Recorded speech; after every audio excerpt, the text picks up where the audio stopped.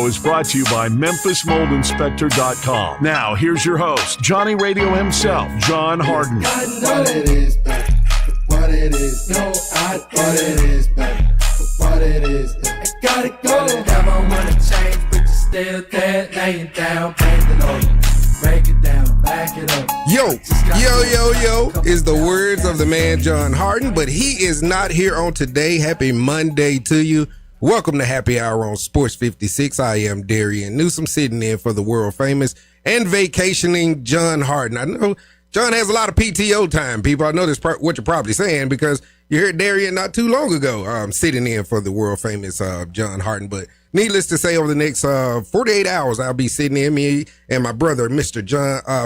J Ham. I almost call him John. Hopefully we get a Landon Schmidt appearance. Who knows? But welcome aboard. How are you on this beautiful Monday? There is so much to get into today, Mr. Ham.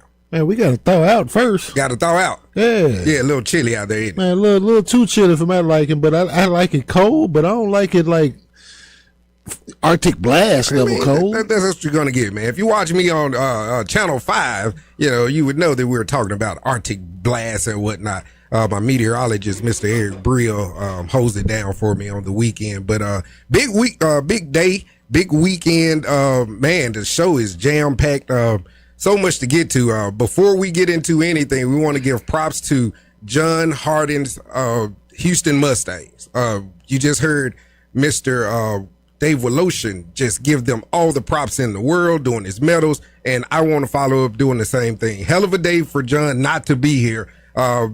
Regardless of the record, he stayed steadfast with those guys every Friday. They're up here. Coach Bennett is pumping positivity into his team. And look what happened. They go to Germantown and they beat one of the better teams in the city of Memphis, Mr. Ham. They eliminated my little cousin from out of the playoff. And you were shouting out your little cousin the other day. Yes, you it's were. just one of those deals. But they told us a couple weeks ago, I don't think you were here then, that they didn't even really look at Germantown as their biggest rival no more. They said their biggest rival is Collierville. Oh, man. With Houston. So add a little fuel to the fire. That's what they did. But nevertheless, to go back, to Germantown. This is the second time in 3 years they've knocked Germantown out of the playoffs, and they won both of those at Germantown. But I guarantee you this is, quote unquote, the worst team. I think the first time it was probably expected. They won the state championship. You see what I'm saying? So, they walked into this thing with one win, and I was kind of confused on how a one-win team could get in the playoffs.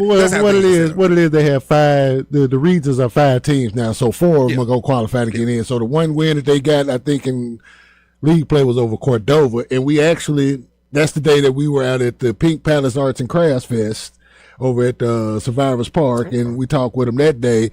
And that day they were searching for that win. It was like 0-5 at that point. Me and John told them, we're like, y'all gonna get over the hump, man. It might be tonight, and it was that night. And then they got us another one, It's pretty good, man. They certainly did, and I'll I ain't gonna make that confession. I didn't have that many wins in my senior year. I ain't gonna tell you how many we had. We made it to the playoffs, the whole deal, but I didn't expect, we didn't go beyond round one. When you have a downtrodden, not the best season or whatnot, you feel kind of bad. So shout out, cap off, tilt to the hat to those seniors, man. Those seniors who give their all and have future hopes of playing college ball. Hope everything works out for you guys.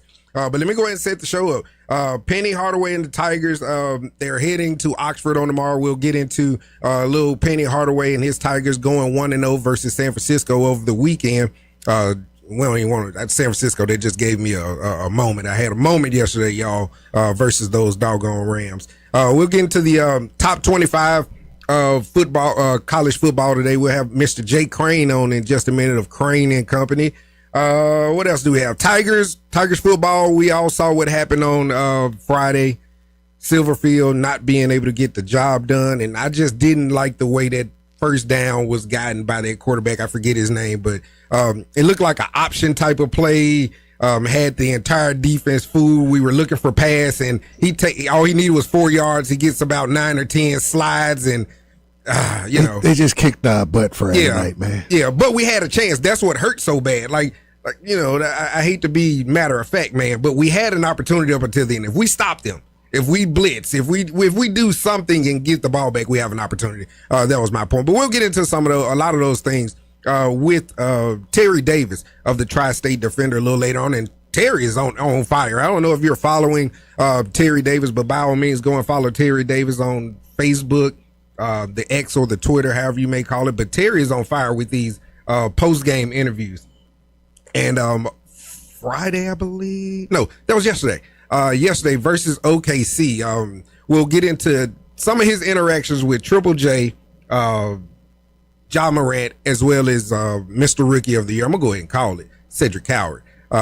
We'll get into a lot of Grizzly talk with him. So hopefully time permits and we can get to a lot of things that Mr. Terry Davis is all over. Want to send melancholy, happy trails, bon voyage, rest in peace, to both Lenny Wilkins and Paul Tagliabue. Those were guys. I didn't watch Lenny growing up, but Lenny was my coach growing up. Not my coach, but Lenny was one of the coaches that I saw. When I think of NBC basketball back then, I think of Lenny Wilkins, Magic Johnson, those guys. So Lenny came along at a time where, so I'm thankful to have parents who are both basketball heads. Yeah. So they was able to put me on game about who was who early. Yeah. Lenny was one of those dudes that I got to explain, like he was a legend then. Coaching the Hawks, that's what I heard. And he was with the Cavs when I first introduced to him. This one they had Mark Price, Brad Doherty, John Hyrod Williams, Larry Nance, those squads, you know what I'm saying? And then he eventually moved over to the Hawks, but it's like he was always presented to me as like, that's a legend. He was smooth too. Yeah, man. He's smooth about it. I mean, he looked like he was a brown liquor drinker. Yeah, good bourbon and a snifter guy. Yeah. But yeah, man, we'll get into a lot of those things. We'll ask Terry Davis some of his thoughts. We'll have Ball U University, Ball U Academy. Academy. I got you back, man. I got you back. Ball U Academy. Because I got plenty of Ball U Academy gear. I was there at the time of creative inspiration for Ball U Academy. So like Martin told Tim Robbins on Nothing to Lose, therefore it entitles me to partial of this criminalistic endeavor. Look at you, man. Well, my man Myra Jenkins, man, and just a little bit at the top of the 12 o'clock hour. But yeah, and like I said, in a second, we'll have Jay Crane, and he is on fire. If you guys follow Jay Crane, with Crane and Company, he has been going off about a lot of these SEC games, man. The Alabama Crimson Tide. He's really, really passionate about Auburn. We'll get into that. We'll ask him, a lot of his thoughts on, the movement that he saw. It felt like moving day over the weekend in college football. A lot of the teams that I thought would win, the Texas A&Ms, they kind of showed their value. Sometimes you have to show your work, and that's I've really been on top of Texas A&M, and I'll continue to stay on them. They went into the land of Missouri Tigers and took care of business, man. But they weren't the only team. Ohio State did their thing. Let's see, Vandy. That's what I wanted to shout out. Shout out to Vandy, man. At one point in time, one would think that Vandy was fraudulent, but they have a victory over LSU. Now they have a victory over Auburn. It's like, wow, anchor down, in the words of our man Brian Dakins, man. I mean, I just magical. And they're a long way away from Jay Cutler. I'm just saying. Absolutely. I mean, and not to disparage Jay Cutler, because he was a top 11 pick in the draft. I think he went 11th overall. He actually went 11th overall. He was a starter at Vanderbilt, and they never won. What? They never had a winning season when Jay Cutler was quarterbacking, but he still went 11th overall. James Franklin is coach. No, I think he played under Woody Woodenhofer, if I'm not mistaken. Okay. It was years before James Franklin. Yeah, it was years before James Franklin. Okay. All right. Shout out to Mr. Cutler. But like I said, big college weekend, man. Yeah, South Florida getting the win. USC. Shout out to James Madison, man. They cracked the top 25, number 24. They went into Marshall, which I thought they should have won a little more handedly, but shout out to them. Georgia keeps rolling over, I'm going to call it my bullies, Mississippi State Bulldogs. Good, great season so far. I mean, if they don't get another victory, absolute great season so far for the Mississippi State Bulldogs. Georgia winning 41-21. Continuing top 25, Texas Tech. Taking down BYU. A lot of people thought this was, kind of a sort of a play-in game, so to speak. Loser leave town, that type of deal. BYU taking the lumps on their head, 29-7. We'll see tomorrow night how this kind of affects them in the rankings, how this affects them for their playoff outlook. I got a feeling that BYU may be able to, they may be able to do a little something.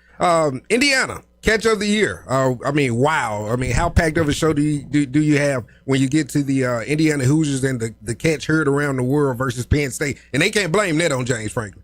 No, they can't blame that one on James Franklin. You know what? For a hot second, I thought it would have been a catch on Sunday, too, until I had to take a more detailed look at the replay. Looked like he got both of them down, but he only got that one down before the other one dragged out of bounds, before he got the other one out of bounds and whatnot. But a catch on Saturday. Oh, yeah. That's no less about it. And the reaction to it by Gus Johnson was epic. Oh, yeah. Gus, I forget about that. I don't know if you got there. Maybe in the second hour we probably pulled it up. Hey, man, Gus Johnson, he lost his voice or something of that nature. Gus need to get an NIL with Luton's throat losses or something, Halls or something, man. But I heard someone kind of criticizing the call of Gus Johnson. But the one thing he pointed out and caveated was, we know who Gus Johnson is. Oh, we know the expertise and the professionalism of Gus Johnson. Hey, man, we'll give him that one, I'm right? Gonna be straight up. I still remember Gus Johnson in the 2007 NCAA tournament when Ron Lewis from Ohio State sent the game in overtime and how animated he was in that one.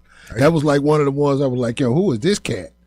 You know what I'm saying? And I remember the name from there. Then I looked up a couple years later, he's calling NFL games for CBS. Chris Johnson highlights were never the same without Gus Johnson. Yeah, Gus Johnson is awesome, man. One of those voices that you just know. When Chris Johnson went for 2K that year and Gus Johnson was on the call for majority of those, woo. Yeah.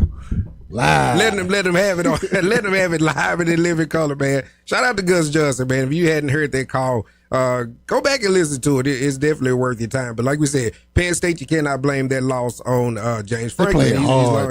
He's long gone. That fourth quarter, though, was probably one of the best fourth quarters of football, just from a competitive standpoint. Not college, NFL, anybody that I think I watched this year. It was a great fourth quarter. Same goes for the University of Memphis football Tigers. I have a friend named Larry, the cable guy. He says, get her done. Yeah. Gotta get her done, man. Whatever happened to Larry, the cable guy? I don't know. We'll find out another time. Jeff Foxworthy, the action. You know. Bill Engvall. Blue Collar coming to tour. Our guys that was sweating us about Balky and Larry, I'm pretty sure they let Kevin and all those guys, they'll give us some insight. Where the hell is Larry, the cable guy? Y'all let us know. He ain't locked up or done nothing wrong or anything. No Crane right now? Okay, he's doing his thing. Okay, we'll keep rolling with while we're trying to get Mr. J. Crane of Crane and Company on board. You know, hopefully he's still available. And if not, me and J. Ham got you. We're locked and loaded right now. Like I said, big college football weekend. We'll stay right there. Ohio, no. Let me go back. Ole Miss. Like I said, John Harden, where are you? You got a Houston win. You got an Ole Miss victory. Hopefully you're vacationing and resting very well. 49-0. Kneel, as they would say in the world of soccer or football. Ole Miss knocking off Citadel big time, but that was never in doubt. If you thought it was in doubt, you're probably a Lane Kiffin hater or something of that sort. Ohio State knocking off the Boilermakers of Purdue, going up there and getting a 34-10 victory. I'm just hot that they ain't cover. Yeah, just jump. What was the spread on it? I think I had them at 29.5. Oh, 24 wasn't enough? Yeah. Yeah, no Drew Brees. You win some, lose some. Yeah, you win some, you lose some. I mean, I had a horrible weekend, but I'm good. We'll try again. That's all I say. Miami knocked off Syracuse 38-10. What's due? Miami. This is November. I think we were talking about Cristobal's record in November. That's usually where he went to bed. Yeah. So good. Okay. So I'll let Chris Ball have that. I let the Hurricanes be on that one. 38-10 for that one. My guys. Not gonna say my team because they'll say, Darren, you're all over the place. You got Mississippi State. You got Texas A&M. Texas A&M. I mean, when they're rolling, dude, it might be the best team. But I know the pushback will be that Ohio State defense. That's fair. Them still. I hadn't looked this week. I should have looked this week. They weren't giving up double digits points per game, all season. Pretty sure that has not changed. They gave up 10 points to Ohio State, so they didn't hurt it that much. So I think they were giving up like 8 points a game or something of that nature. But when they're firing on all cylinders, dude, I really like Texas A&M. Like I really do too. I really like Texas A&M. I'm looking at them like they really might be Best team. Yeah. And I could be wrong 2 weeks from now. I mean, because the brand is not there. That's all it really is. If you take this entire roster and you put it in Gainesville, yeah, you see what I'm saying? Or even to more your point, the brand is there with Ohio State, and that's not to take anything away from those cats because you look just at their level of talent, how they're able to reload. They're able to reload at that ultimate clip like, hey, we got another squad again, Yeah. Look at them what the guys they got in the NFL and how they're producing, and they all were there together at Ohio State, So, and they got the same flow that they got really going right now. So they'll be in the semifinals, no less. So. Well, they did, like I said, they definitely did not hurt their chances this week. Looking really, really good. If I say Texas A&M, what football player comes to mind? Me, I don't know why it's always Dat Nguyen. I can understand that because he was featured. I go with Von Miller. Okay. A lot of people don't think about Von Miller being there, but yeah. No, I always think about Dat Nguyen. Yeah, I mean, because it's an easy name to get out there for one. Then you don't have too many Vietnamese stars in football. Good too. And he was solid at it. He was very good. You know what I'm saying? He was very good. So shout out to Texas A&M and Dat Nguyen or wherever you may be, man. They had a running back named, I think, Sir Parker at one time. I think he may have been there around the time of Dat Nguyen. I'm not sure though.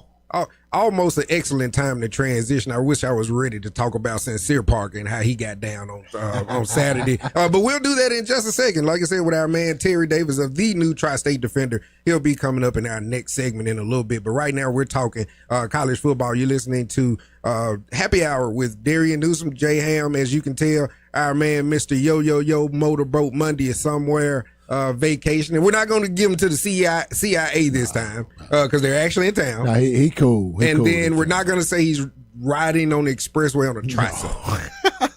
So text her. But y'all got to deal with ham and eggs today. Yeah. Little ham and eggs right here live in full effect for you. Hopefully you're having a wonderful cold morning this morning. But like we said, the sports world, I mean, you cannot. You can't go wrong. We're jam-packed talking college football. We could have started talking pitching scandal. We could have talked Grizzlies. And I'm going to be ultimately positive today, too, sir. Today and tomorrow. Not going to say a bad word about the Grizzlies. I promise. You know why? I promise. No, I think you felt okay with their effort over the weekend. No. They didn't get it done, but they played a little better. I feel you, but I actually have a reason. Okay. My mother and Miss Margaret told me to stop talking trash about the Grizzlies. Oh, so you've been threatened. Been threatened, dog.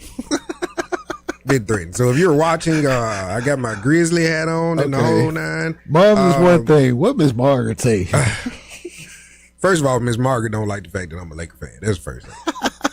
So she's like, you cannot be a Laker fan and a Grizzly fan. Like, this is born and raised, but I mean, I'm a Magic Johnson guy. I mean, I'm a James you gonna Worthy stay guy. true to what you are, Paul Westphal, like, that's what we do.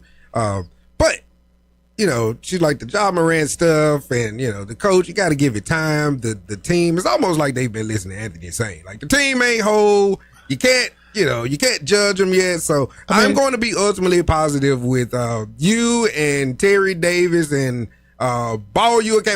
I'm easy because I'm in the middle of this because I'm quick to turn heel on anything. You know this. I am too.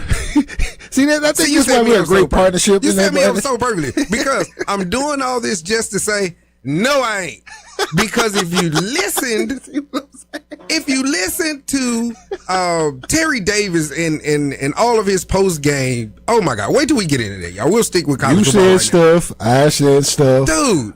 We posted stuff on Facebook, Twitter. Triple J. I didn't even listen to the press from last night. Do you think your game is going to adjust when Zach Edey comes? Hold on, I wrote it down. You see, you going to get me in my bag, dude, already.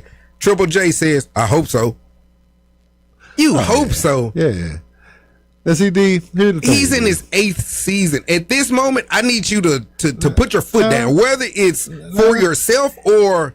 He's unbothered, dude. Man, he's so unbothered. Say it again. We'll get into that. He's unbothered. Okay. Putting on lotion and whatnot.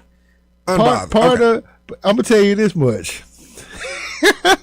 For a lot of the chatter has been about Trey Ja. Yeah. Aiden is the one that's going to get dealt. dude, and you can get a nice sack for him. I'm just saying. But like I said, we'll get it. Like, ooh, I'm like John Harden with that. You got me on that one because then I wanted to get into Ja in his reply to a Terry Davis question. Like we'll get into that. People, please go and look if you want to kind of stay along with the story, and we'll obviously give Terry Davis an opportunity to tell his side. Terry Davis got a remarkable reaction, and you know. To a good question, I thought, a simple question, and it was kind of funny, but I mean you can read between the lines a little bit, so we'll get into that a little bit. So knocking out this top 25 for the NCAA football, we went through Vandy. We didn't.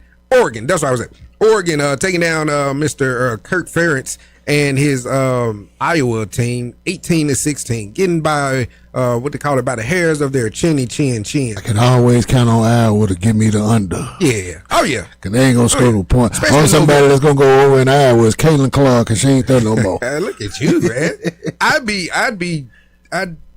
I would wonder what their points per game is in November. The colder it gets, you ain't scoring up there. Especially colder when you get there, you ain't scoring up there in Iowa, dude. So even though they lost, like you said, they held a pretty high-powered offense in Oregon to just 18 points. Anchor down once again, Vanderbilt, number 13, knocking off Auburn, and that was one of the big things. I was gonna light Jake Crane's fuse because if you watched any of Crane and Company that is on the website on the X, I mean YouTube. X and I think it's just YouTube and X.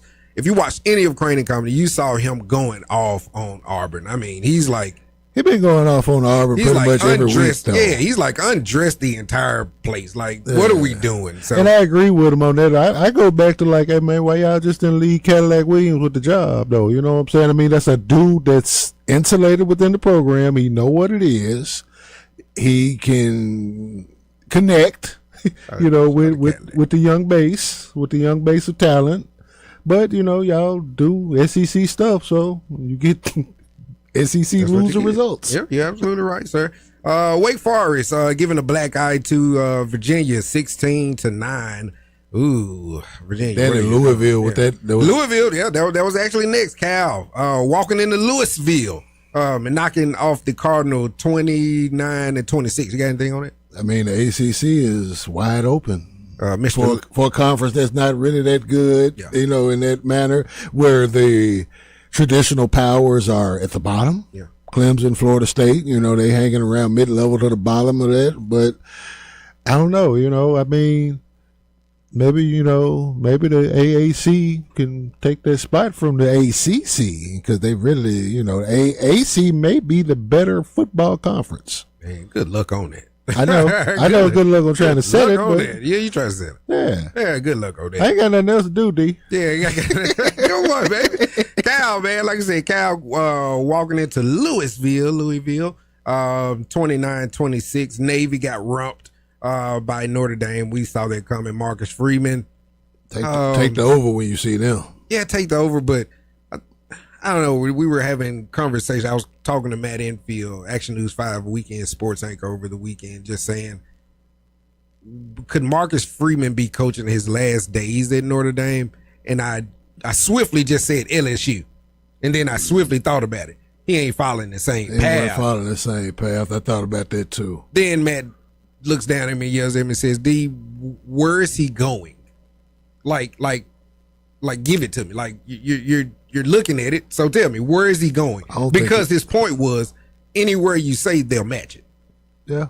College-wise. Yeah. You know, I don't know who. Auburn. I don't know who has more Arkansas. money than Notre Dame, you know. Yeah.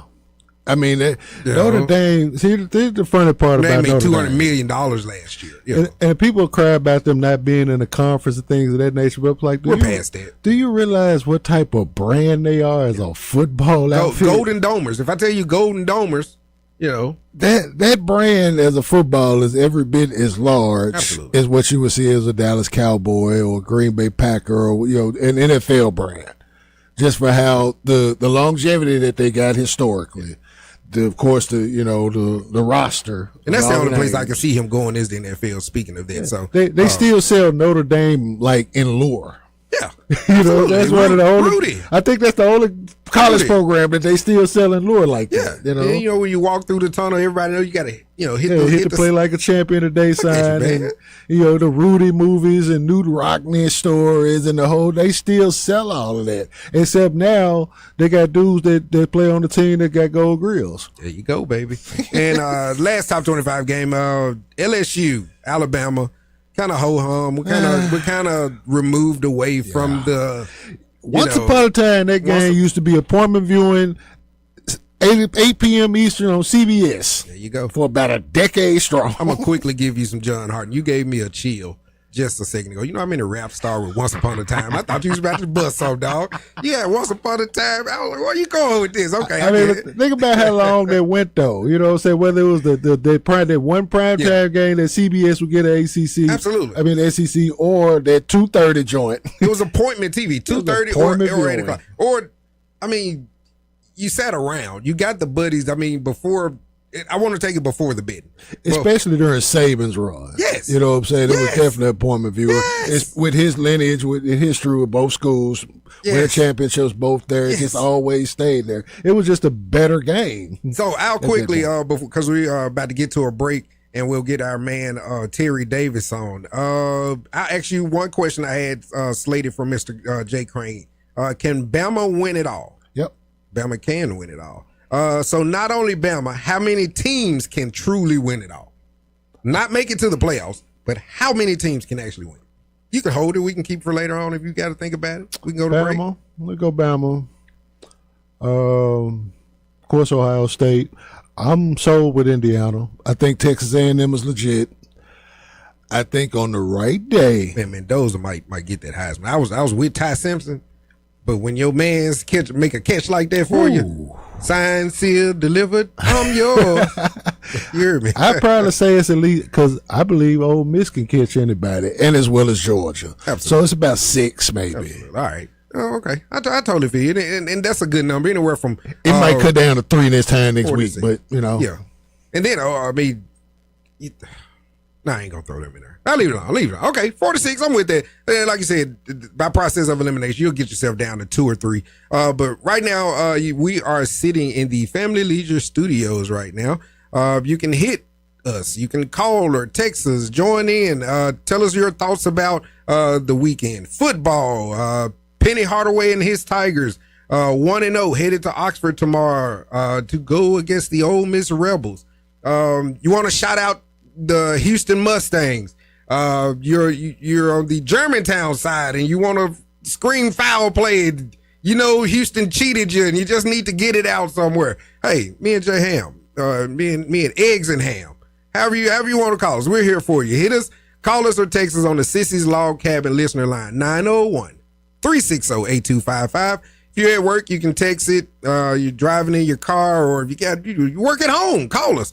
Let us know how you feel. We want you to feel really involved in the show while Johnny Money's away. But time to get to a break right now on Happy Hour. On the other side of the break, guys, we're about to go Memphis football, Memphis basketball, Memphis Grizzlies basketball. All things Memphis coming up on the other side of the break. You're listening to Happy Hour on Sports 56, 98.5 FM.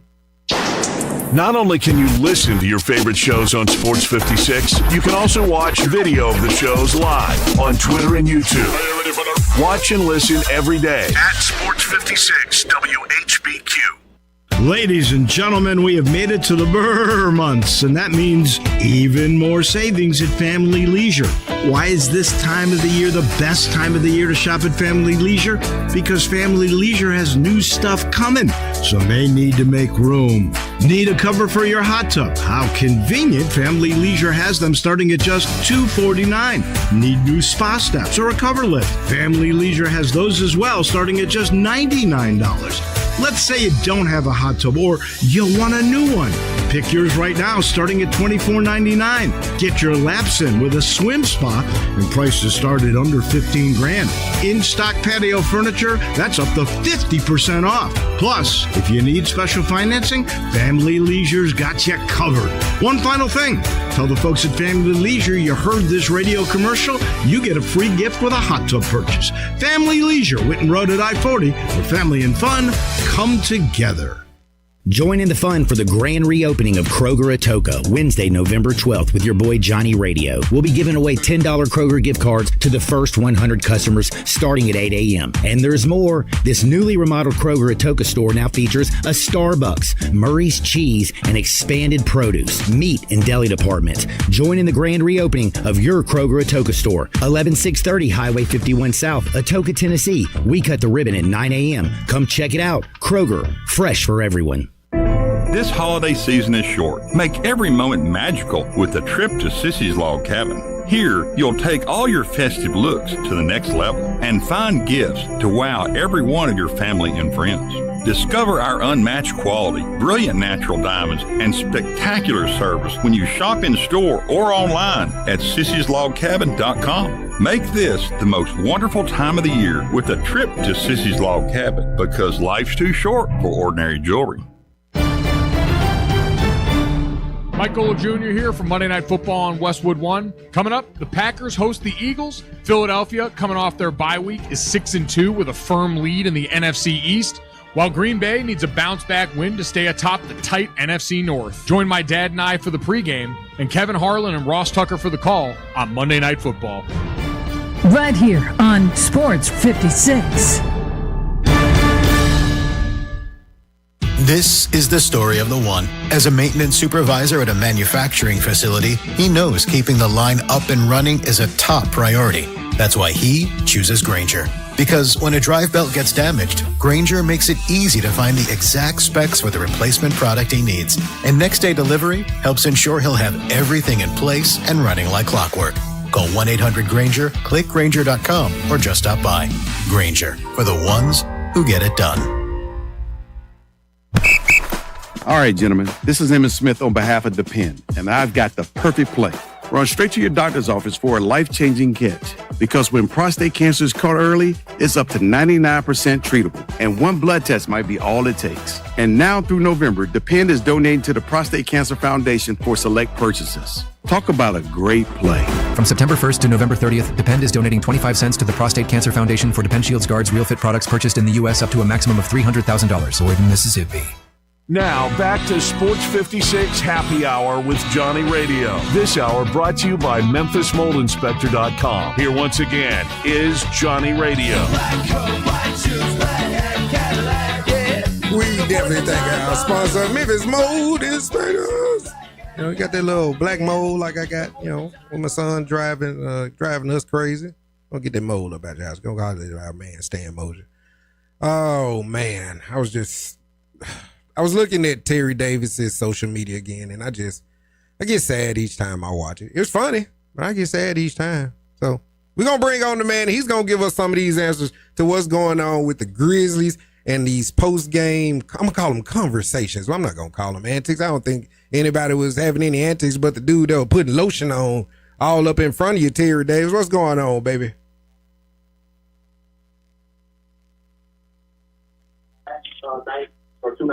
Yeah, can you hear me now? There you go, Terry D. What's up, baby? I'm good. Yeah, Man. you know what? I see that so often, man. I just don't even notice. Oh, you know what? It is now.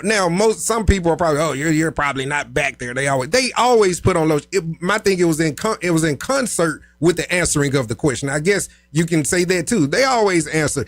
I just don't. I don't like the body language. Is Zach Edey going to have you adjust your game? I would love for that answer would have been no. My game is what it is. Zach is a part of this team. He's a new asset.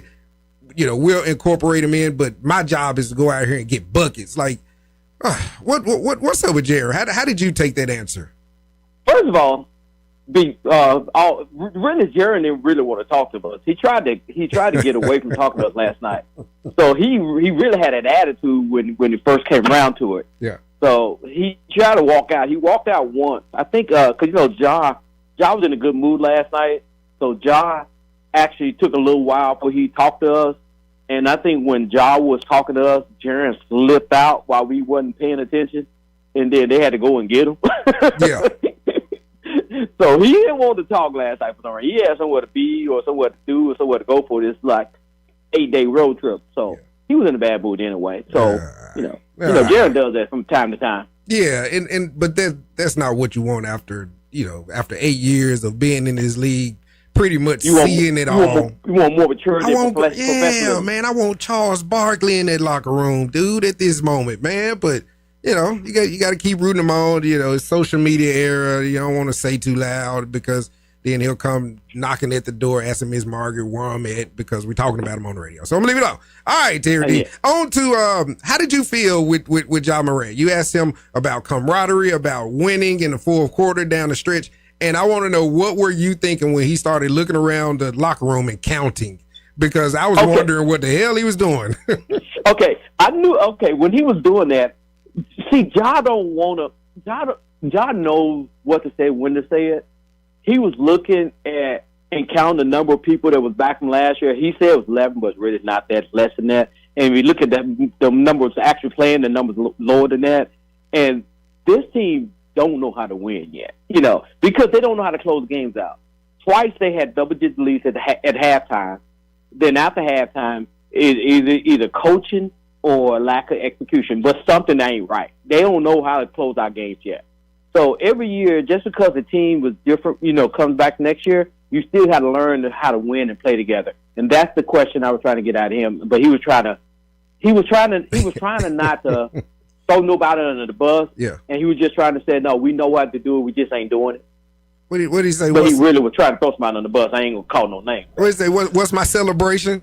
I mean, then I think everybody in the area kind of got what he was getting. Right. You know what? He lost me. And then he came back and answered questions. Yeah, he lost me. He came back. I thought he was answering somebody else's question. I said, what question he answering?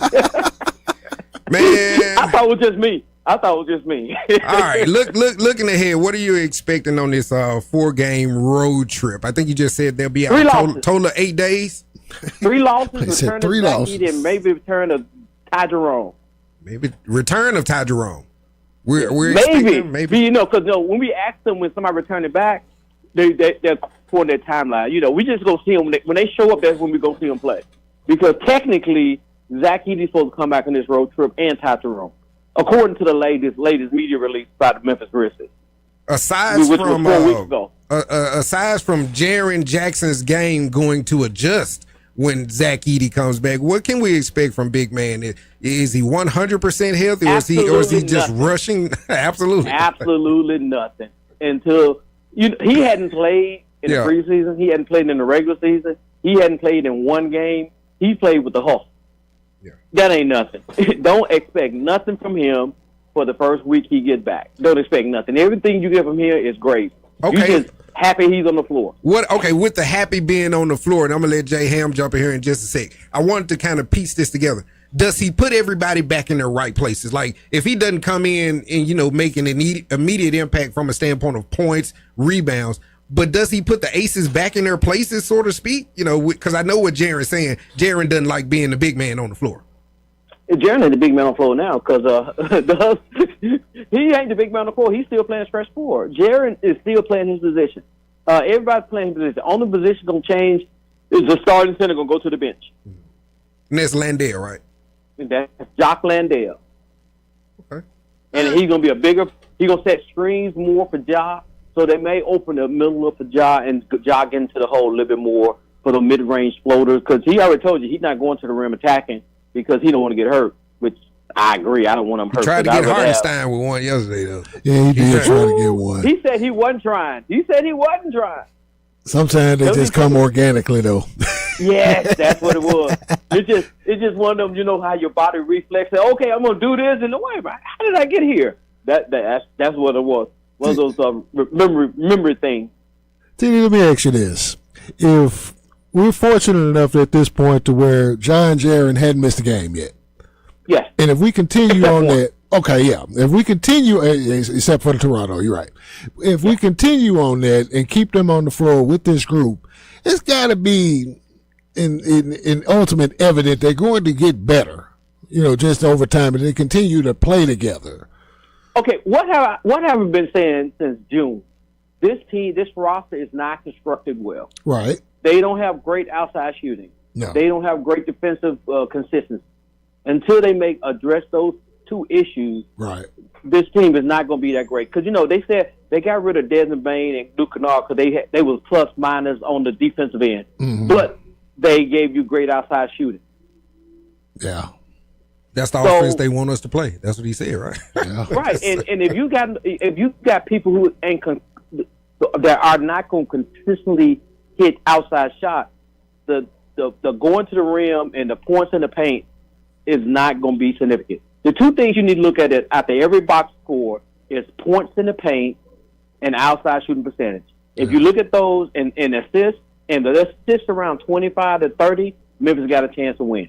Yeah, because they was in that spot last night for 3/4, but then when they got in the second half, that Oklahoma City defense turned up, the lanes shut down, everything. They were just more attentive on that particular end, and they really didn't have to walk it back down. It just kind of organically flowed back down for the Thunder. That's just how good of a basketball team they are, especially with two guys two starting rotational guys that's not even in the lineup right now for them. Next man up just comes in, whether it's A.J. Mitchell, whether it's Cason Wallace, whether whoever it is, they just come in, fill that up, and then they keep rolling. They 10-1, but Memphis had the problem. Yeah. When they were up 19 points, they took their foot off the gas and they got pretty. Instead of building that 20-point lead up to a 30-point lead, which would have made it harder for them to come back, that's when they changed the game. Did they run out of bullets, you think? Nope. They didn't run out of bullets. Okay. I'm not going to say what happened, but, No, give it to us. Somebody's trying to play hero ball, and then, it turned out flip. And it turned out into what it turned out. Yeah. You're listening right now. You're listening to Happy Hour. Right now, we're joined by Terry Davis. Trying to stay different. Terry, before I went to break, I said this is going to be the Memphis segment. So I want to turn your attention to Anthony Penny Hardaway. That's 23 straight home opener wins for the Memphis Tigers. Were you in the building against San Francisco? I was. Absolutely. I knew you were. That's why I was trying to set you up for. What'd you see? What'd you like? What are you thinking about the Tigers after their first 1-0 start? Okay. I was more impressed with them with their defensive problems than they were, the first couple games. First couple games, just like last year, they gave up 100 points, looked like trash and all like that. But they showed me something yesterday against San Francisco. They made San Francisco look really bad for a long stretch of the period. But only thing about it, they allowed San Francisco to stay in the game. They shot better, but they just didn't knock them out. So they got to learn how to get that killer in them. So when they get up 10, 15, 20, they can push at the 30 so you can take a person's heart out. Because if you don't take a team's heart out, 2 or 3 threes later, you're back in the ball game. You don't want to be back in the ball game. But I'm proud of the way they held on and they won. So that experience. I don't expect them to go down to Ole Miss and beat them tomorrow because that's going to be rough. They hadn't won down there in a while. So if they go down there and beat Ole Miss, this team's going to. Yeah, they own to something. But I don't expect to win down there, especially with the talent and how things normally go down to Oxford. Yeah, I expect a close game, but I don't expect them to come back with a win. Yeah, the 3-point line or the 3-point shot is always the great equalizer. Tigers winning 76-70 over USF. And last question on this before we get to break. Hopefully you can hang with us on the other side. Of course I can. Penny Hardaway, he seemed a little bit different in his post-game presser, and he even said so. He said, you guys, speaking of the media, you guys are used to me coming in and just being extremely direct and to the point.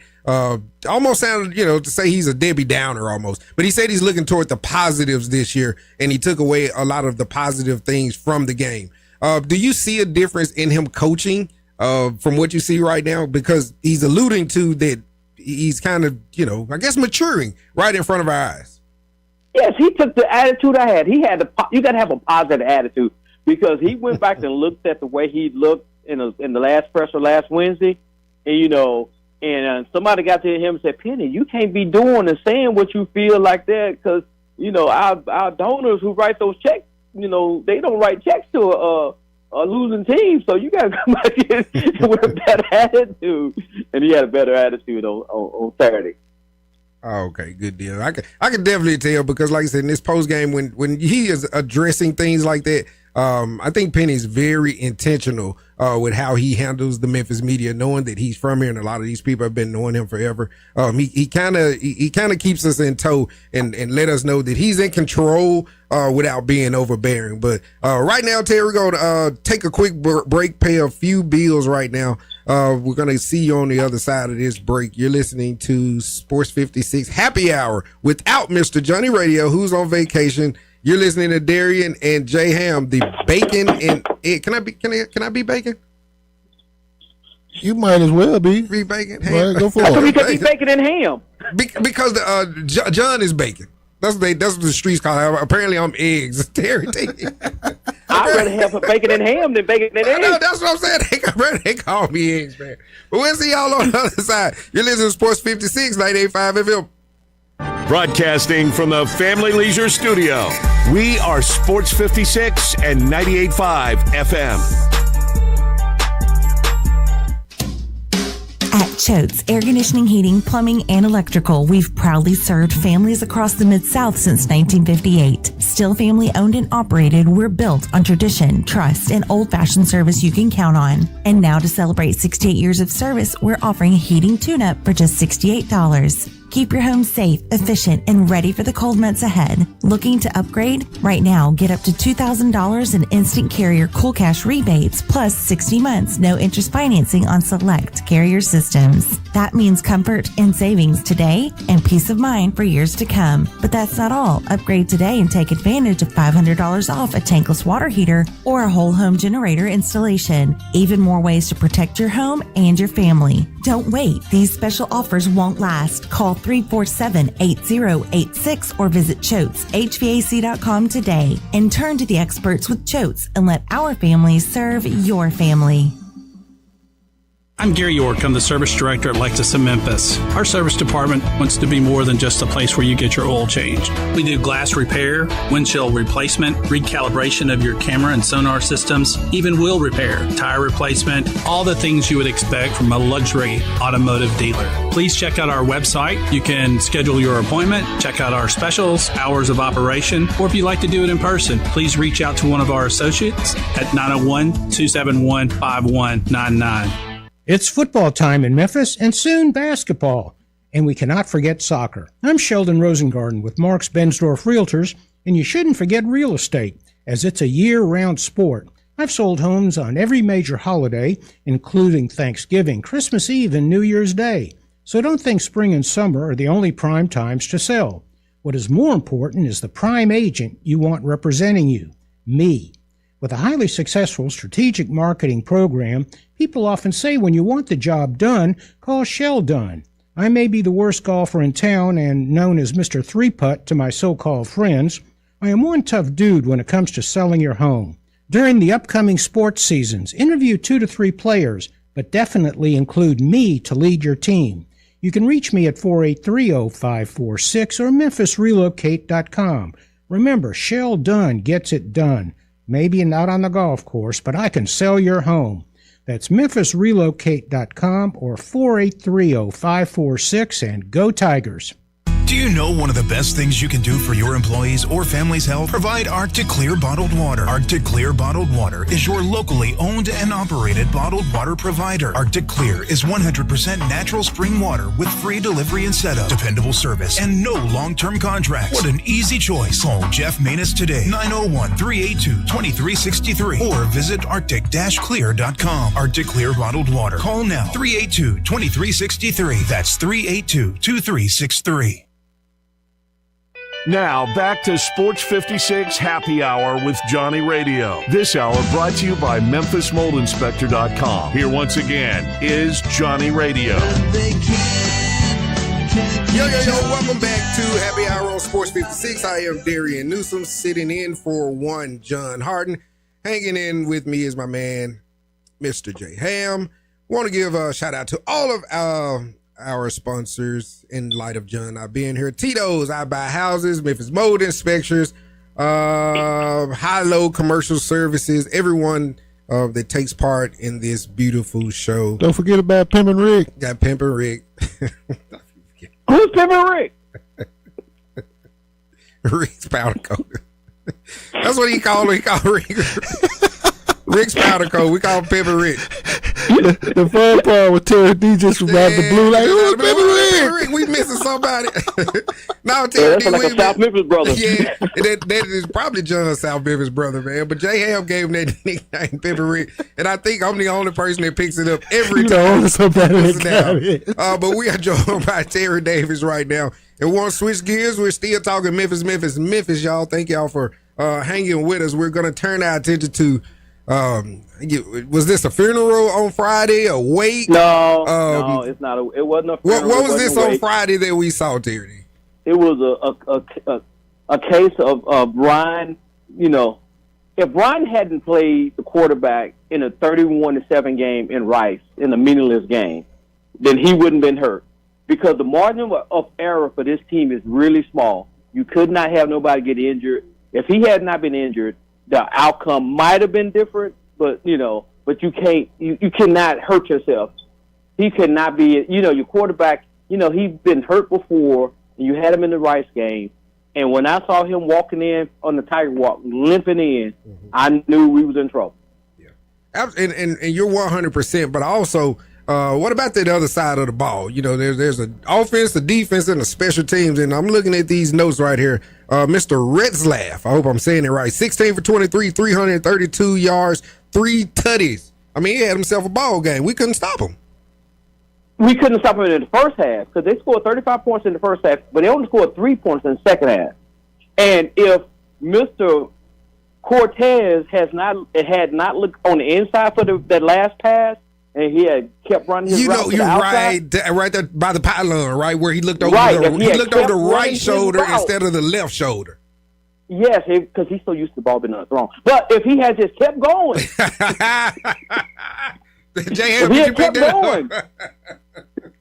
he would have been walking in for a touchdown. But that was a beautiful thrown ball, and I could question some of the play calling, and then Ryan has always mismanaged the clock. They don't go hurry up when they need to go to hurry up, and they don't take advantage of situations when they need to. When they need to slow it down, they don't do stuff. And when 8 minutes in the clock, they were still playing slow down game, and I knew they would come back to haunt them in the end because they needed that time because they needed 3 scores, and they was running like they was not in a 2-minute warning. I didn't want to go John Harden on you, but I was about to say. When it's time to slow down, they don't know how to do stuff. They don't know how to do it. They sound like some wives out here, though. Keep going. That was my John Harden moment. Go ahead. I mean, this one is like really sucked though, bro, because it's like the whole air just went out. When I actually woke up and I'm like, okay, they down, and I'm expecting them to roll, but it's like for them to be in that position and get there, it's like that first half they dug a hole that was too deep for them to come up out of. So how do we respond going forward in forward seasons wise with this? Because we got a good football program. We set a new standard in terms of what's acceptable. We like 9-10 win seasons. We want to get to the play for the conference title. How do we get there? We playing Snoop Dogg's Bowl. Let's play a Snoop Dogg Bowl. Like that's okay. Put it this way: even in their current situation, if they go out and win their next 2 games. Beat East Carolina and beat Nate, they will still put themselves in position to play for a championship game. And then if they play for a championship game, I don't know nobody or anybody. But if Ryan makes it to the championship game, Memphis might have a new head coach next year. Ooh, then they better. All right, quickly, Terry D, what happened to your man A-Rod last night? 25-10 against Charge. My God! I saw that game, man. It's almost like he took an old man pill, man. He couldn't throw nothing. It was a bad game. I'm just chalking up the one bad game because they got Cincinnati this week, and I don't judge the season until after the season over with. Period. I'm with you. I don't disagree with Terry Davis too often, Mr. Ham, but guess what? If he'd have took an old man pill, one of the real ones, I bet you'd have played better. If he'd have took one of the real ones. That's not an old man pill. That's a young man pill. That's a different pill. Hey, he'd been good to go all 4 quarters. Terry D, tell me what they can find here, baby. Man, Terry D 515, man. You can always find me. I'm easy to find. Just look for me on social media. Will do it. You blowing up on social media. Put your watermark on that, dog. They starting to steal your videos, man. I don't care, man. Hey, I know I'm you a don't man care. of the people. I knew he didn't care. I care. I care. I'm going to start saving them, and I'm going to start his watermark, and I'm sending them back to you, man. I knew he didn't care. I knew he didn't care. When he put that other post, I said 5,000 views. I said, he ain't doing no but just because you got great work, man. Your work needs to be stamped. You know what I'm saying? Oh, yeah. All right, Terry D, you'll have Johnny Money next week off of vacation. Thank you, man. Holla, peace. All right, y'all. On the other side, we getting into a Ball U Academy. We're going to talk about the letter S, and it's 5 things that the letter S start with that revolve around the game that we're seeing some of the winning teams in the NBA apply right now. That's Happy Hour on Sports 56, 98.5 FM. Meet us on the other side.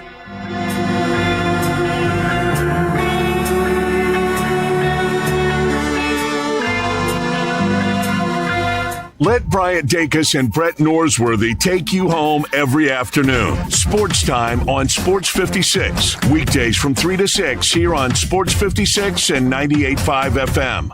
Running a business is hard enough, but cleaning a business? Your time's too valuable for that. You need High-Low Commercial Services, dedicated professional cleaners with 15 years of cleaning experience. High-Low customizes your cleaning needs, and you get the JRD guarantee. We clean until you're satisfied. Shopping center, retail spaces, medical, legal offices, High-Low cleans it all. Visit MrCleanTeam.com. That is MrCleanTeam, MrCleanTeam.com for High-Low Commercial Services. Listen up, Rebel fans. Your next winning drive starts at Landers Ford in Collierville. Their game plan is simple. Find you the most savings possible. Make a trade, lower your payments, or let them buy your vehicle even if you don't buy from them. That's how you keep moving the chains. Just like the Grove on game day. Fans all across the Mid-South keep coming back to the #1 Ford dealership in Greater Memphis. See them today in Collierville or online at LandersFordMemphis.com. When you own a Landers Ford, you get the support of a certified service tech with the Landers Ford Remote Service Experience Program. They pick it up, drop it off, or fix it on the spot, so you're never left watching from the sidelines. To finish the drive, the iconic Landers Easy Pass always brings more for your trade and the biggest discounts to put you in victory formation. And now, straight from the 1977 Ole Miss football team that took down #1 ranked Notre Dame, the final snap of the day from Landers Ford President Don Kitchens. If it doesn't say Landers, you paid too much. As reported on Ford's 2024 Total New Vehicle Retail Sales Report, Memphis Market. At Jason's Deli, when you're dining in or picking up curbside, you can expect wholesome food and no surprises, just delicious sandwiches, crisp salads, and quick quality meals made with the freshest ingredients and no artificial trans fats, MSG, high fructose corn syrup, or artificial colors and dyes. Around here, a lot of thought goes into what we put into our food and what we take out of it, because you're not just taking a bite, you're getting a taste of who we are. New items are constantly being created to expand our menu for all tastes and special diets with vegan and gluten-free options available. Convenience and on-time delivery you can count on. It's just a click away at jasonsdeli.com, so whether you need to feed 5 people or 5,000, the team at Jason's Deli, they have the credentials and the commitment to keep you satisfied. Freshness is nearby at Jason's Deli with locations at Ridgeway in the Park Place Center, Poplar and Highland, Germantown Road in Cordova, and on Goodman Road in Olive Branch. Jason's Deli. It's wholesome food and no surprises. Coverage varies by plan. View contracts and exclusions at EnduranceWarranty.com. If you're driving a car or truck with an expired warranty and suddenly lost your transmission or needed a full engine repair, would a $4,000 repair bill leave you stranded? I'm Danica Patrick. Don't get caught off guard with a vehicle breakdown. Choose the company I trust, Endurance. No matter the mileage, if your vehicle is less than 20 years old, Endurance offers auto protection plans for any budget. Protection on the drivetrain, electrical, transmission, AC, and more. Plus 24/7 roadside assistance and rental car reimbursement on any plan. Endurance handles everything from making the claim to paying the certified mechanic of your choice. Act now and get 1 full year of elite benefits. A $2,000 value, free. Call for your fast free quote today. Call 800-294-6720. That's 800-294-6720. 800-294-6720. Sometimes life can be challenging. Relationships can be hard. Work can be exhausting. Cold weather can seem to soak into your bones. In those times, there is only one solution: a bar. And not just any bar. What you need is Bell Tavern, Memphis's perfect downtown neighborhood bar. Forget your troubles by settling in at the bar or at a table at Bell Tavern and let the comfortable atmosphere, coupled with the fantastic drinks and friendly staff, wash your worries away. Come to Bell Tavern and meet some friends or make some friends. And remember that all those things out there in the real world are nothing. We are Sports 56, WHBQ Memphis, and W253DF Memphis with Brett Norsworthy and Bryant Dacus. Weekday afternoons from 3 to 6. 4.9 liter V8, 0 to 60, and I'm about to find out. Now, back to Sports 56 Happy Hour on Sports 56 and 98.5 FM. This hour is brought to you by Tito's Vodka. Here once again, Johnny Radio. Welcome back to Happy Hour on Sports 56. Your man Darian Newsom, Jay Ham, sitting in for Johnny Money, John Harden, who PTO is longer than Elvis Presley, Winchester, I-55. I mean, great PTO package. I mean, you gotta love it, right? Might say my PTO longer than Poplar. You heard me, longer than Poplar. You know, go one side of the United States to the other. Shout out to Johnny Money. Somewhere kicking his feet up, probably got him. In the sand. No, he's in the Colorado area, so no sand. Yeah, Colorado, trying to avoid a lightning storm. Lightning storm. That's what delayed him last time. Some Colorado oysters or something. You remember? Well, he told me when he was out there a couple months ago that he tried an elk burger for the first time. No. You know, I'm using John Harden terminology. He was like, I got to tell you off the air what Colorado Rocky oyster is or something. Oh, that story. I don't know what that is, but I know. We'll find out. I'll tell you about it. I know. We'll find out about it. But yeah, y'all, John is enjoying a little R&R. When he comes back Wednesday, he'll be at a remote in Atoka. I think the grand reopening of grocery store. I believe it's Kroger. The Kroger. Grand reopening. So if you guys been listening, you heard the commercials or whatnot. But before we get to some hoops action with Myron Jenkins, wanted to read this quick story. Didn't want to let it pass by. The Guardians' Emmanuel Clase and Luis Ortiz indicted for a pitch ring. Quickly, the Guardians pitcher Emmanuel Clase and Luis Ortiz were charged with fraud, conspiracy, bribery stemming from an alleged scheme to rig individual pitches that led to gamblers winning hundreds of thousands of dollars, according to an indictment unsealed by federal prosecutors on Sunday. Ortiz is 26 years old. Clase is 27. Says prosecutors in New York levied similar charges against NBA player Terry Rozier and the coaches. This is bad, man. Clase arranged with a bettor as early as May of 2023 to throw specific pitches for balls so that the gambler could place prop bets and profit. The scheme, Ortiz prosecutors say joined the scheme in June of this year. Between the two, gamblers won at least $450,000, Ms. Ham. It's not the business, man. I mean, it's really not. It's busy like this. We know this. When the FBI come, they're not coming to investigate. And you're so right that each one of these charges, if I tally them up, 3 of the charges carry up to 20 years and 1 of the charges carry up to 5. So these guys are looking at 65 years. Parlay manipulation. That's what you call it.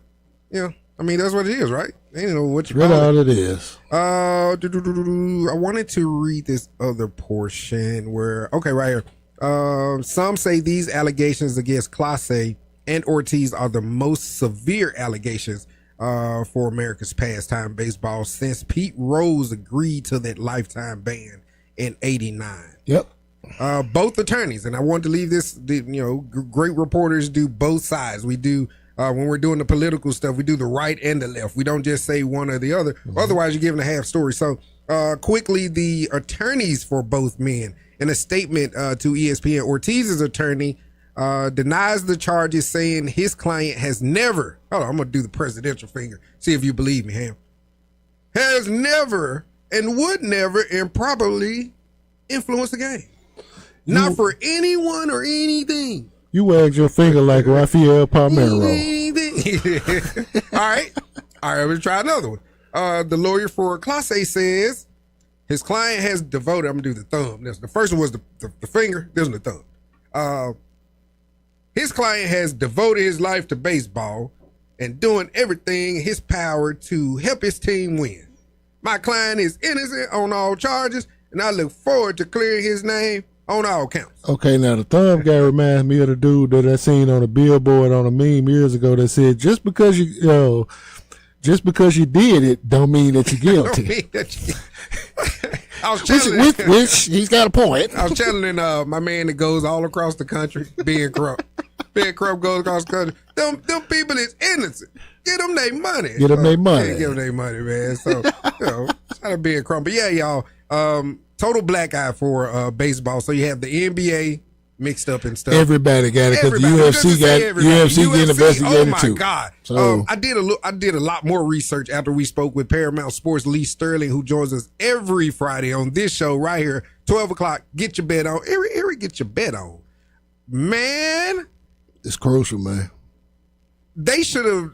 For one, I totally agree with him because he said Dana White should have gotten that game off the card. Like, yeah. I mean, the game should have gotten that fight off the card. That bout. Like, once you have to approach him and I say, Jay, are you throwing this game? Do you need any money? You're like, no. If I have to ask you, take that off the books. Take it off the books. So shout out to Lee Sterling, who was all over that. I forget the two guys' name of that were battling each other, but the favorite, just kind of threw it, right? Like, I don't know. I'm not a UFC historian, so not sure what to say. So I don't know. We got we good, Myra? Yeah, we ready. Oh, let's do it, man. It's time to get into some hoops. Want to get that little baseball off our chest. Myra, what's going on, man? No Johnny Money here, so have a good time. Sit down, have a drink with us. Me and Ham hanging out. How's it going, sir?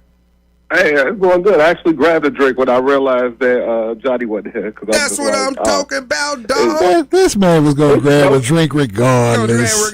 Yeah. So that I don't like the judgment, first off. Myra, Ham has been promising me he's going to get everybody here. He's like, man, I got to get all the guys together, get you and Johnny together and all of this. We got to touch down. We got to do some of that little drinking and thinking, That's what we do. No, we definitely going to get it popping, The whole thing, a little bit busy getting things going on, but Memphis was always a destination that I was going to end up going, and now I can make it a business trip and write it off on my taxes, so it's even better now. And I damn near can say you'll be safe here, man. I got troops here, I got the DEA, I got the CIA.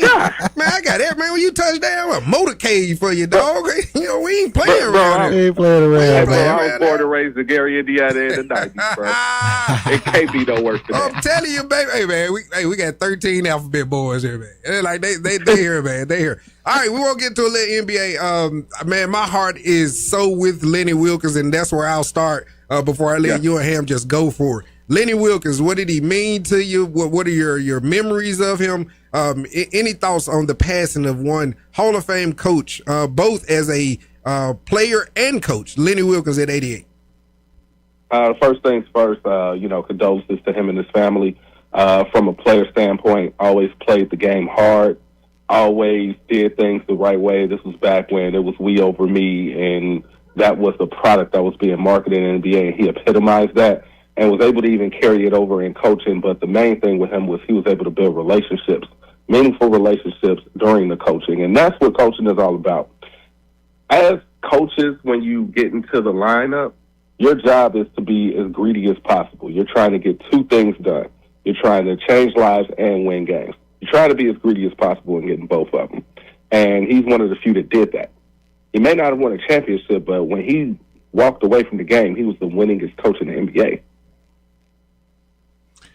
Oh, man. You couldn't have dropped that no better. It's like I was just telling Darian in the first segment, like when I was first introduced to Lenny, this is a legend. This is like you just stated. You're playing the game the right way. You're playing with max effort. Dude is a 3-time Hall of Famer. When we break that down, he's a Hall of Famer as a player, Hall of Famer as a 2-time Hall of Famer as a coach because he's one as a head coach and then he was a part of that 92 Dream Team. So all of that just mixed in. It's just basketball excellence, man. And speaking of basketball excellence, you hit me with something over the weekend with 5 words that all start with the letter S, and they all have to they all have to do with the attributed to early success of these early NBA teams. Let's break down those 5 S's, man. Yes, sir.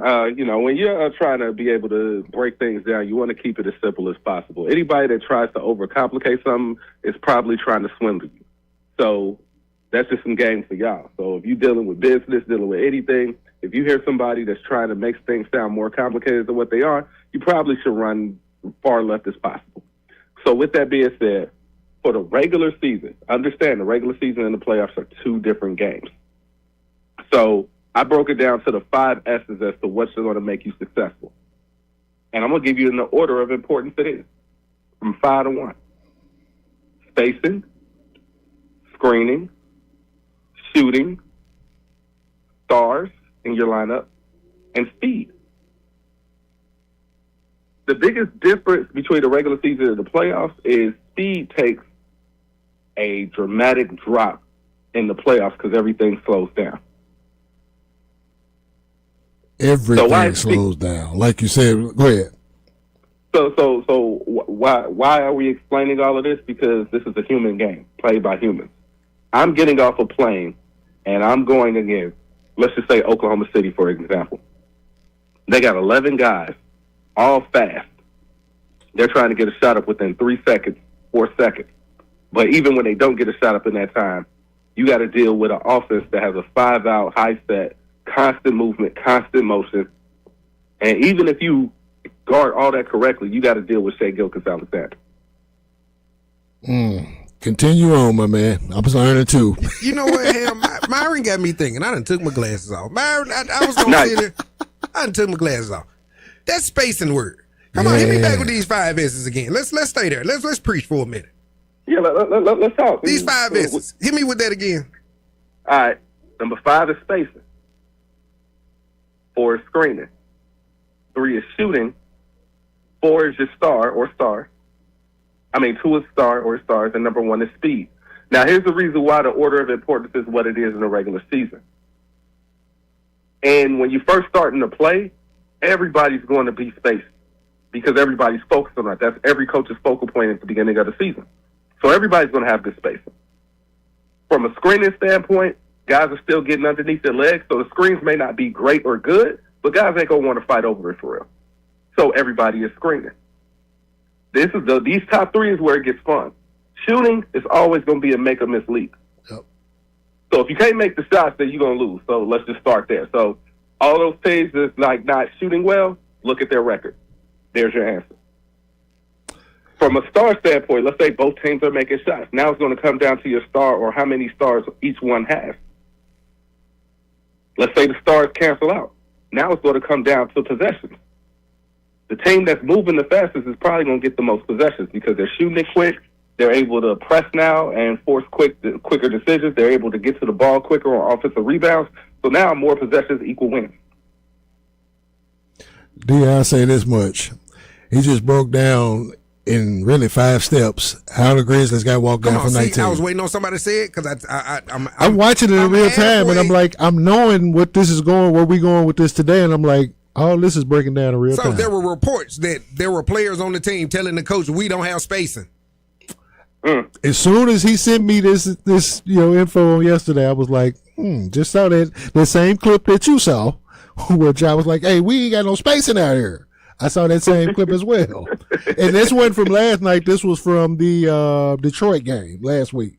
Myron, the I don't want to call it a circus. The world tour that the Memphis Grizzlies apparently are on right now. Because they're just making news a lot of the times for all the wrong reasons. What are you seeing from a distance? I know what we think here because we all think us as media, we all think we know the coach or we've seen this team, so many times with Jaren Jackson. We're making excuses from an outsider, not being inside the 901. What are you seeing? What's wrong with us? I'm seeing all the pieces are there. If you name all 5 of those things you guys should provide. But what I'm saying is, as of right now, just like how a band is trying to figure out who's the most important, everybody is fighting and jockeying for power. The coach is trying to implement his stamp on his philosophy, his way, and he's trying to force that system on guys that he hasn't built a relationship with or built trust with yet. That's the first thing. I've heard this several times. It's one thing to be a basketball coach, but you have to manage the people. It's both. Like the late great Lenny Wilson. Lenny, yeah. He had great relationships, and that led to wins. Now I get it. This era that we're in right now is different. I wholeheartedly get it. But the way you can build a relationship is just being honest and forthright, and also having everybody's best interest at heart. It seems like to me, on the outside looking in, it seems like to me the head coach is one of those X's and O's genius that knows his way well. Yep. Damn, was that you the other day that said X's and O coaches ain't gonna work with it? System coaches are not. It's not an NBA deal, bruh. I mean, you can have a system. Don't get me wrong. You can have a system and apply it, but you're applying that to the talent that you have. Same thing that Stan Van Gundy. I think he said this on the Knuckleheads podcast. You learn at this league, at this level, you learn more from your players than you do so as far as teaching, because you're looking at what they're looking at on the floor from their perspective. Then you apply your strategy from there. So let's go ahead, because I'm with the historian. So let's give y'all some history. Go for it. Let's break it down. We talk about systems, right? What's the most prominent system that they talked about in 89, 90? The triangle. Text one. You know how many You know how many teams read a triangle? Everybody. Some variation, pretty much. Nobody talks about that. The Yeah. triangle was nothing more than an extension of the Princeton offense. And the best ones put that 6'6" guard down on the block and let him. All it is. In addition to the fact that, so if we're all running the same thing, what is it going to come down to? Who got the better player to run it? Yeah. Yep. So was it the triangle, or was it the fact that I had one of the greatest dudes to ever touch a basketball running it? A little bit of both. It's the talent. Just like yesterday, flipping it back to what you were, going back to the 5 S's from yesterday. When we got to the star part, that's where Shea took over. You look up and Shea got 35. And then they walked it down from, also with the speed as well, they walked it down from an 11-point lead to 3 in just a few possessions. Damn, y'all in these S words. Y'all just, ooh. Matt, is Triple J a star? No. Go ahead. I just had to ask. I'm speaking from the heart. Like, when they hit me, Egg's going to give it to you. Egg's going to give it to you. But we know how to get the max out of them, though. Have you? Have we? I think we have. If that's the max, office max. I need you got to box that up. You got a 2-time All-Star and Defensive Player of the Year out of that. Yeah. I know it ain't good enough for what your liking Watch is. this. At this moment, this would not be a bad time for him to be leading the league in a lot of categories. Being the best player on the team, this would not be a bad time for him to be there. He was the best player on the team when y'all was gone. If y'all see what I'm saying, we can go through all the slumps, all the crap we got. We got a bright spot in Cedric. True that. Yeah. But why isn't my Anthony Davis built like body type guy not giving me 24 and 12? Regardless of what's going on. I give you this one. You know why? Go ahead, come on, holla at me. It's a difference from a guy being a star in his role to being a star. Oh, he's a star in his role. I think I agree with that. That's the thing about it. Hiding behind John, yeah. Hiding behind with the best This is what we did. This is what we have done in the NBA that I still don't agree with.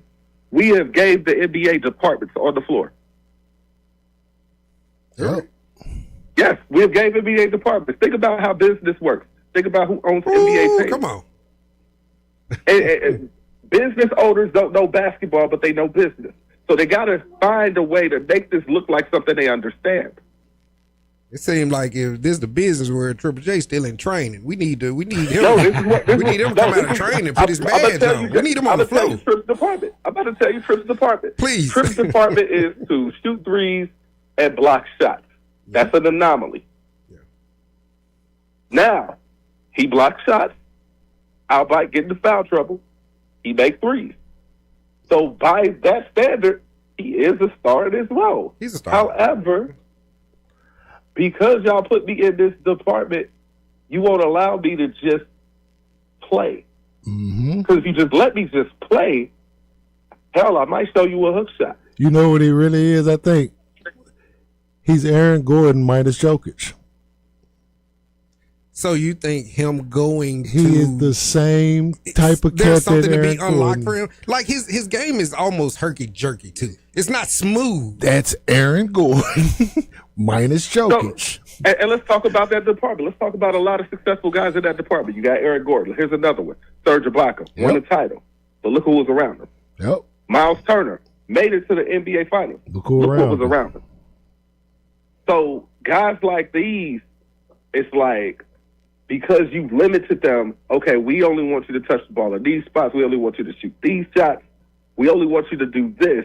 And you limit his creativity. You limit his ability to just feel and play, because we got to make this department so that we can measure your production, so that we can pay you.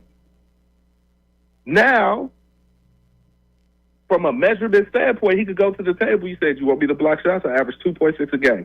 You wanted me to shoot threes? I shoot threes at a 38% clip, and I'm taking 5 attempts. I'm ready for my extension, and they can't say a word. Y'all got my brain just rolling. And the hard part about it is, like, he giving you what you're asking him for. Really, is now it's at the point of Zach Kleiman and management to supply what's needed around him to facilitate that to go out the way it's supposed to. Y'all? You're 8, you're 14, you're 18. It's the same deal. Yeah. It's gonna be the same thing. I have a question for y'all. Can y'all control art? Nope. Should you control art? You can't. Not when it's poetic justice. When it's poetic justice, I don't want to mess with it. But when that's real. When it's coming like poetic justice, I don't want to mess with it. But when it's coming like drinking juice in your hood and what was my boy name? Low Dog. Hey, Low Dog. Yeah, when it's coming, art coming like Low Dog, man. That's funny. No, art can suck. But what I'm telling you is, when you take this artist, because think about where Tripp was in high school, and La Lemire. They won the national championship. Yep. Think about what he was there. I want you to clip how many times he shot threes at La Lemire. He went there with Jordan. He went there with Jordan Poole. Hey, it was not a long clip of him shooting threes. He could do it. He always could do it because he's the son of Jaren Jackson, who was a 3-point sniper. So of course he could do it. But he wasn't shooting threes.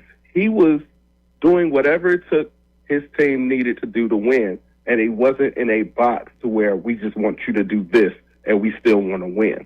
That's the problem. Once you start controlling art, the art might suck. If the art suck, you just trade them and find somebody else who can paint your picture. Sound like we got basketball version of radio. What did I just tell you a segment or two ago? It won't be 12 that'll get moved. It'll be 8. I feel you. All right, man. Looking across the league, if we give you a remote control, who's your favorite league pass team? Who you want to just sit back and just salivate over? Gave him the bag. Now go ahead, MJ. Go for it. I'm always going to rock with 30 as long as he's playing. Okay. Not a young cat. Okay. See, I was thinking you were gonna go young. I was like 30, then it hit me. Okay, go for it. I'm with you. You know what we like about 30 at 94 Feet of Life? What we love about that? We like unconventional. We like dudes that break conventional rules. Okay. And Steph was one of them dudes that you heard it. You can't win shooting jumpers. Didn't, and look where we at now. Okay. Who do you like as far as these young cats in the league? You got a lot of them. You got VJ Edgecombe coming in doing his thing. Dylan Harper, he's been okay so far. Cooper Flagg, what we would say, still a lot of meat on that bone. Who are some of the young guys you like and you got your eyeballs on? Young guys, I'll go rookies after this. Young guys, I got to speak on Stephon Castle. Like, I look at guys who are going to help me. I look at guys who's going to help me win games. And Stephon Castle, he just does everything you would want your guy to do to win games, like everything. Here's a sleeper one that people aren't paying attention to because he's in a wait your turn type situation, but I actually like it from what I saw. Asa Newell. Love Asa Newell. Oh, yeah. Love Asa Newell. And as far as the ones that's actually like getting a lot of playing time, of course, I like Jeremiah Fears if he could just get in a better situation to be able to just get that man the ball in his hands and let him rock. Yep. It's going to take some time for that to happen, so we could be patient with that. But you know, for the most part, all of those guys, I just like to see guys coming in and do what they do. And I'm gonna tell you like this: you think this rookie class is something? This next year rookie class is going to be Hall of Fame level. Smoke. they got real smoke coming through for next I year. wanted to get in there. I didn't know if that was your wheelhouse. Who you liking? I just saw a freshman from Virginia Tech from overseas that you know what? Yeah, I forget it. What number 12? Wasn't he 12 or what number? Was I don't want to butcher his name, so let me pull his name. Yes, please pull him up. He hit that free throw deal. Oh yeah. Oh yeah. We can talk about that. Oh yeah. Myron, you know what? Can you hang with us? Can you hang with us on the other side? Okay, you know what? Let's go ahead. We'll let you regroup. We'll talk young hoopers, young ballers. You're listening to Happy Hour right now. Darian Newsom, Jay Ham, a little bit of eggs. Terry Davis wanted me be a little bacon, but I can't do that. I ain't gonna be a little bacon. We'll be eggs and ham for now. Hit us up on the Sissy's Log Cabin listener line. You got any NBA questions for the historian Jay Ham or Myron? Let us know what you're thinking. We're gonna take a break. We're gonna pay some bills, and we'll come back with Myron on the other side. You're listening to Happy Hour on Sports 56, 98.5 FM. Join the voice of the Tigers, Dave Woloshin, for Wolo and Friends. Weekday mornings from 10 to 11 here on Sports 56 and 98.5 FM. Maria's Cantina in South Haven is not your average Tex-Mex joint because they're serving up Mexican with a twist. Maria's Scratch Kitchen is the most creative and diverse menu around. Beyond the traditional huge quesadillas, chimichangas, and fajitas, Maria serves up hand-rolled Latin egg rolls, Cajun and Creole items like catfish, gumbo, and boudin balls, as well as the best sandwiches and 8-ounce burgers in town. Wash it all down with a house margarita for only $5.50 and happy hour every day till 6. MariasCantina.com, 6717 Airways, Mexican with a twist. Hi, this is Troy Fiveash, owner of Fiveash Roof Services. I wanted to take a minute and discuss advertising with you. There are so many websites that list the best service provider in your area. Even the BBB has an accredited list. You know the one thing they all have in common? A company like mine has to pay to get on that list. So that begs the question, can those lists be trusted? You know what can be trusted? History. We've been around for almost 30 years providing customers with the best service and the best products that we possibly can. So if you need a roof, siding, or gutters, give us a call. We'll come talk to you and let you decide for yourself whether or not we know what we're talking about. Fiveash Roof Services. Best products, best warranties, and in many cases, the best price. We're fair, honest, and ethical. 367-0050 or MemphisRoofer.com. 367-0050 or MemphisRoofer.com. Fiveash Roofing. It's what we do. We're here for you. Hi, it's me, Flo, here to tell you that with the Progressive Home and Auto Bundle, you get 24/7 protection, so you're covered no matter where the day takes you. Even bad hair day? Yep. And tree branch fell on my car day? Especially that day. Progressive has you covered 24/7 for your home and auto. How about thought it was chicken, but it was tuna day? Or overnight construction outside my bedroom day? Those days too. Great, because that was each day this week.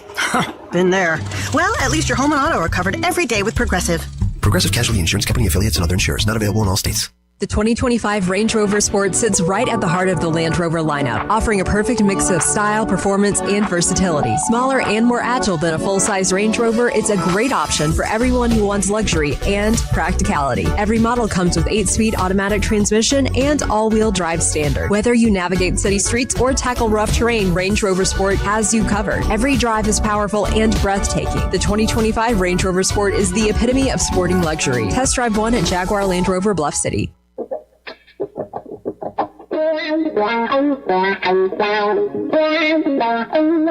That's one of those things. When things get too heavy, just call me helium. Now, back to Sports 56 Happy Hour on Sports 56 and 98.5 FM.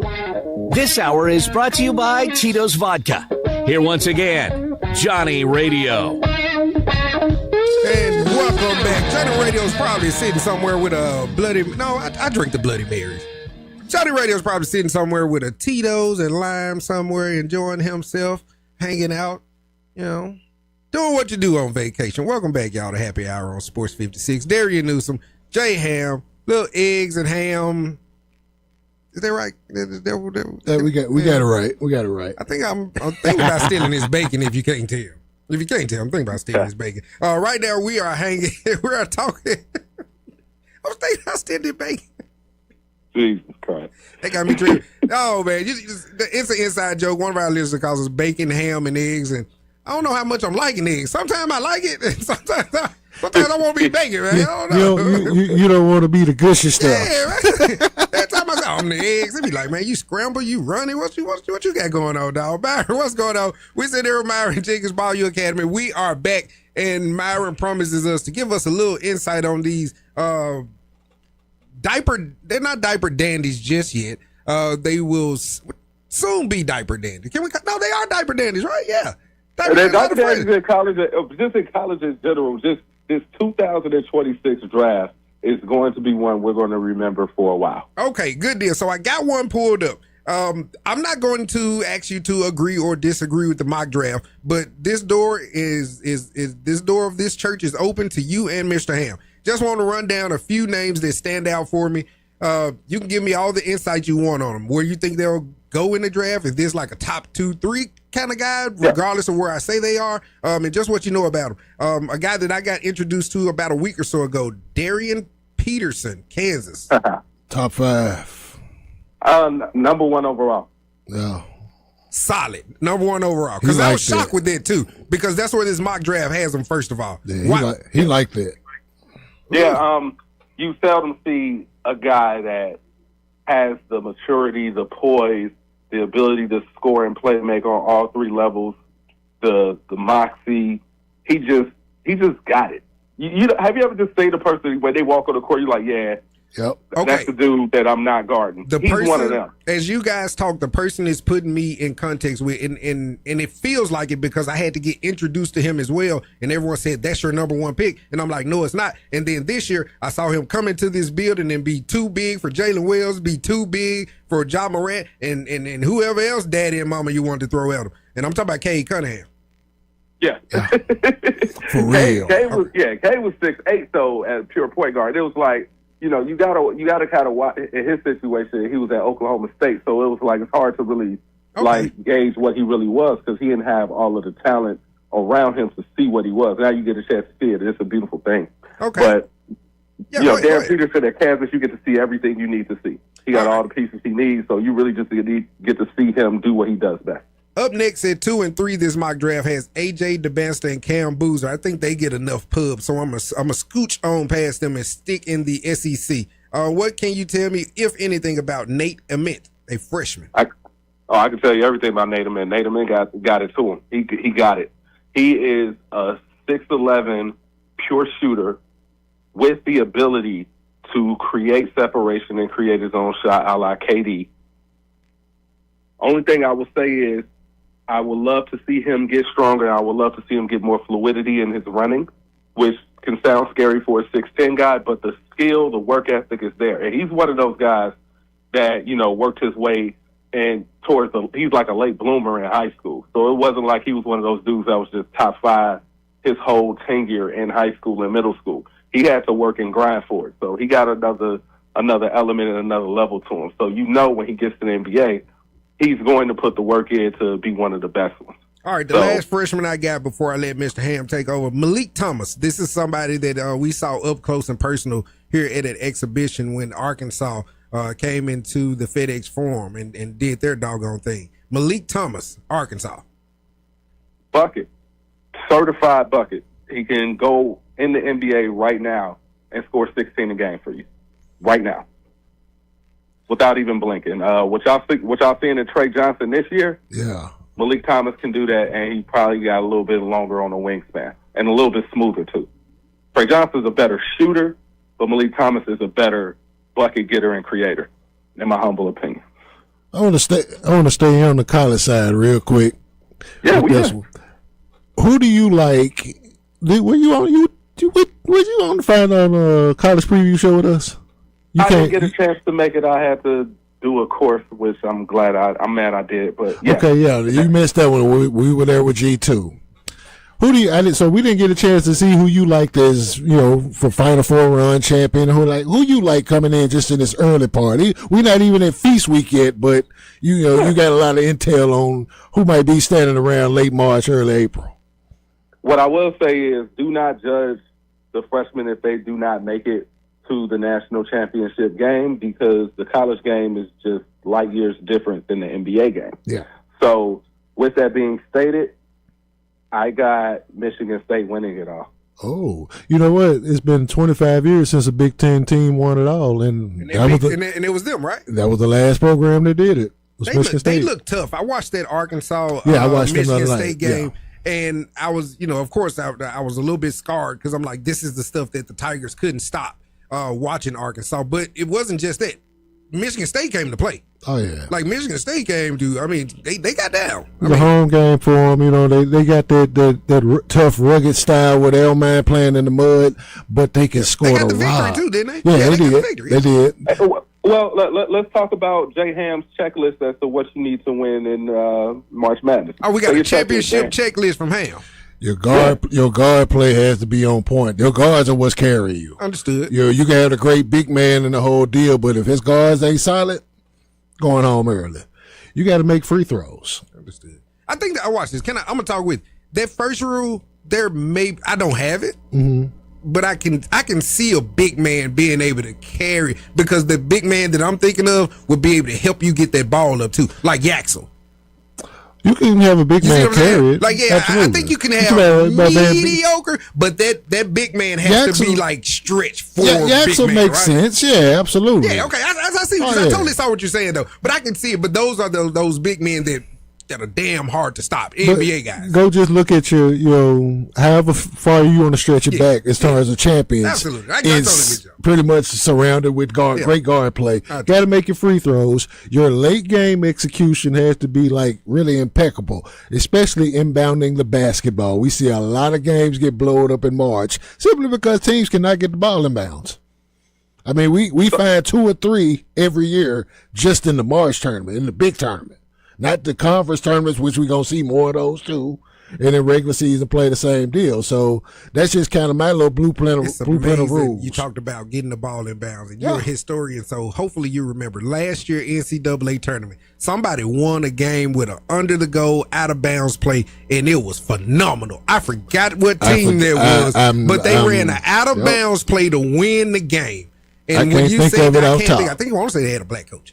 I can't think of the team, nor I'm gonna look that up and find it out. But it was out of bounds every year, it was a jewel. It was so refreshing to see an out of bounds play, and they won the game. Or is one that just goes completely awry and it loses the game. We see that more so than any, the ones that go awry. So just the guards in general. Guards are what's running your college basketball game, like that grown men guards. You can't really, your babies, they can't be babies. If they're going to be freshmen, they got to play like sophomores when the time they get their calendar get to that point. And as you say that, think about the checklist and think about Michigan State. You just said the first thing that was the most important thing, guard play. They got Jeremy Fierce Jr. over there, tough as nails. He runs the point guard back the way that we respected it back in the day. He's getting guys in their spots. He's seeing if somebody ain't touched the ball in a while to get them involved. He knows how to lead a guy to the rim to be able to just catch and finish.